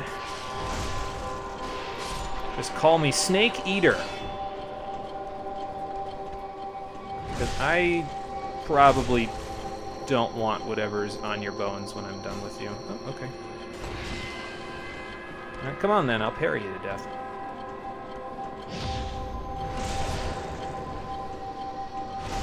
I don't know, there's probably a lot of meat on those bones. They're pretty muscular, so... Someone somewhere would probably call that good cooking. Good eating. Somebody's not me, though. Oh, thank God. Alright. It's quiet again. We can all go home. This chest is good. Archive Tower Giant Door Key. I believe you needed that in order to actually get out of here, now that I think about it. So, even if you walked up the ladder, I don't think you could have left this area unless you had that. So, If you were planning on making a quick escape, no, you weren't. So, anything over here? Like another key or something? No, it doesn't look like it. Okay. Well, we're not out of the woods just yet. We do, in fact, have the key to get out of here, but the warpable bonfire is still quite a ways away, unfortunately. So, we'll see what we can do about that. But this one's a little tankier than the others. She's also not attacking me, which concerns me a little. Huh. You don't mind if I grab this, do you? Soothing sunlight. She's crying, I can hear it. I don't know what you're miserable about, but I'll put you out of your misery if you so choose.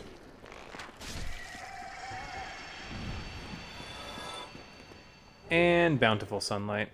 So those were clerics, and the other ones were potential candidates for firekeeping because they had humanity on them, and Seath turned them all into monsters. Great. Logan, how the hell do we get into these messes? Hello again.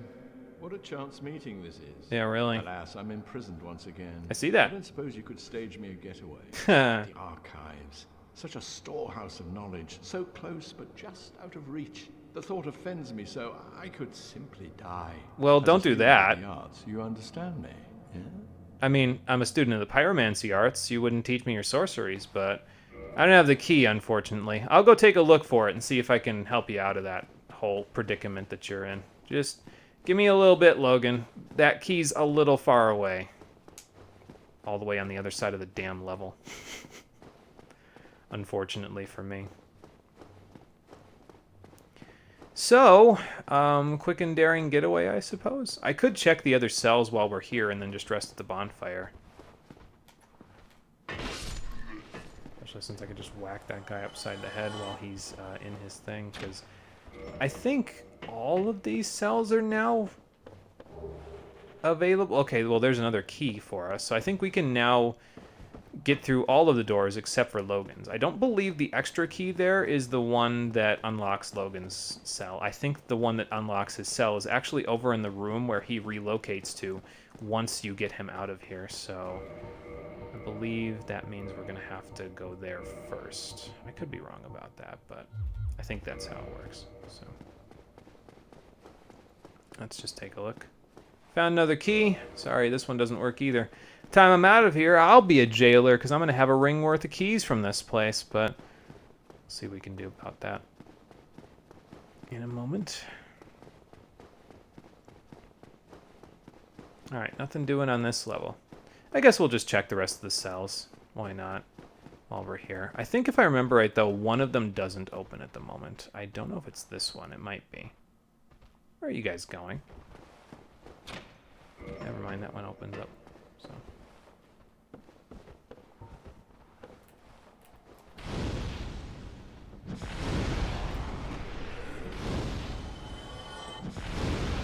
I mean, listen, if you're going to do the jumping attack and give me ample opportunities to cast my slow as hell pyromancies, I will take it. Oh, I see. Okay, so you could probably come down here and get the extra key if you so choose. I don't know what the extra key's for now that I think about it. But I guess we'll find out later. How many levels do I got to go up? Okay, so there was my cell right there.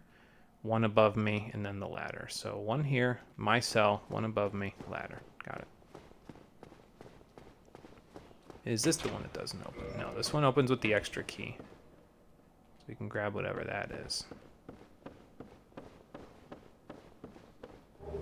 Ah, large soul grave warrior. Nice. That will come in handy. What level are we at right now? 68. Wow. We actually almost are at the point where we won't have to level up anymore. That's nuts. Didn't expect we'd get that far that quickly. There we go. Just get rid of you. Can get this one open with the cell key. How many friends do you have in this prison cell with you? None. Well, that's a lonely existence. Alright then. Up we go. I believe, like I said, this is my cell. Yep. The rest of this bonfire if we so choose. I respawn my cellmates, so let's not go fight them today. Because they're down there. Instead, see, because now that all the cells are open, the problem with this is that now if I go down that way, any of the enemies that are in the cells, once I'm going down to Logan, will all decide to just run at me. So that's a little bit of a problem, but I mean, I guess it's probably fine, if I'm honest. Let's level up to get to our nice level real quick, although we'll probably be getting off of that real quick because we only need like 21,000 more souls in order to get to level 70, and I think we should have quite a large chunk of souls just hanging out in my inventory now. That's like 8,000, I think, 13. Okay, so not as many as I thought, because we only have 16,000 out of the 21,000 that we would need. Well, at the very least, we broke out of prison, so that's kind of nice. Ain't no prison that can keep me down. Northern Undead Asylum? Nope. Seath Slayer? Imprison me with knowledge? I don't think so. Oh, look, there's another, hang on. Where'd the draw distance go? Did it deload things? I just saw a couple of things deload. But anyway, there's an item over there that we can also go grab. Probably got to fall off of here somewhere, though, in order to get it. Yeah, here. Most likely. I guess I'll grab it. I'm already on my way, so I might as well, you know. Okay. Never mind. Well, that's going to be a quick, respawn to grab those souls. Well, maybe not. They might be up by the ladder. Although, to be fair, probably all the snake guys are going to be out and about again in full force. I don't think that's a problem, though. Any behind me? No? Okay, good. What? You're not going to fight me? You already know what the problem is, huh? You already know the situation that you'll get into if you do fight me. Are you not entertained? Apparently they're not entertained, so I'll just leave. If they don't want to fight, then I'm just going. I don't need to fight those guys anymore anyway until we come back to get Logan, so... They might come up and get me when I try to leave this place, though. I did, in fact, just slide right off the side there. Yep. I thought I was in the correct place in order to hit the bookshelf. I was not. I'll try to be more careful this time. Nope, was not more careful. Never mind, hang on, it buffed out. I was gonna say, was not more careful. Thought I was about to fall to my death again. I was not. Oh, okay. The Maiden Set and the White Seance Ring, and now we're above my cell again.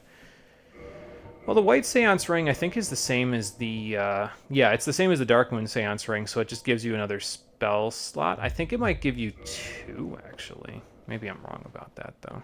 Maybe I'm thinking of Dark Souls 2. I don't know. Well, either way. As you can see, more maidens, though. So Seath has been up to some real shit in this area. Just kidnapping people. I guess we should count ourselves as slightly lucky that the cleric that was with Petrus didn't get kidnapped and taken here, but at the same time, she's kind of stuck down in the friggin' Tomb of the Giants still, so I don't know if that's really going to work out for her either. Maybe I should have rescued her while I was down there, but I suppose we could always go back and do that at some point, and ideally, she won't have been viciously murdered by her former knight friends, so, because that would just be a shame.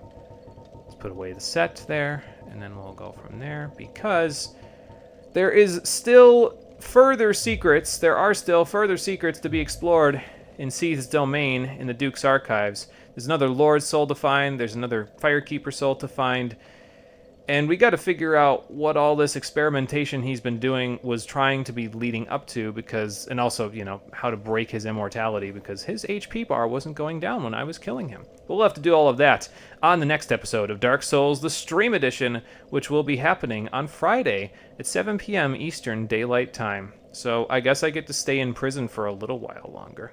Nah, fuck that. I'm going up here. Forget it. Watch the snakes chase after me now while I'm trying to do my outro or something. No? Okay. They know better. Anyway, I will bow for this once I get up here. Thank you for watching, everybody. I appreciate you coming out to Twitch and YouTube to check out the stream. I will see all of you on the next one, where we will open this door, which, as I said, will be on Friday, 7 p.m. Eastern Daylight Time.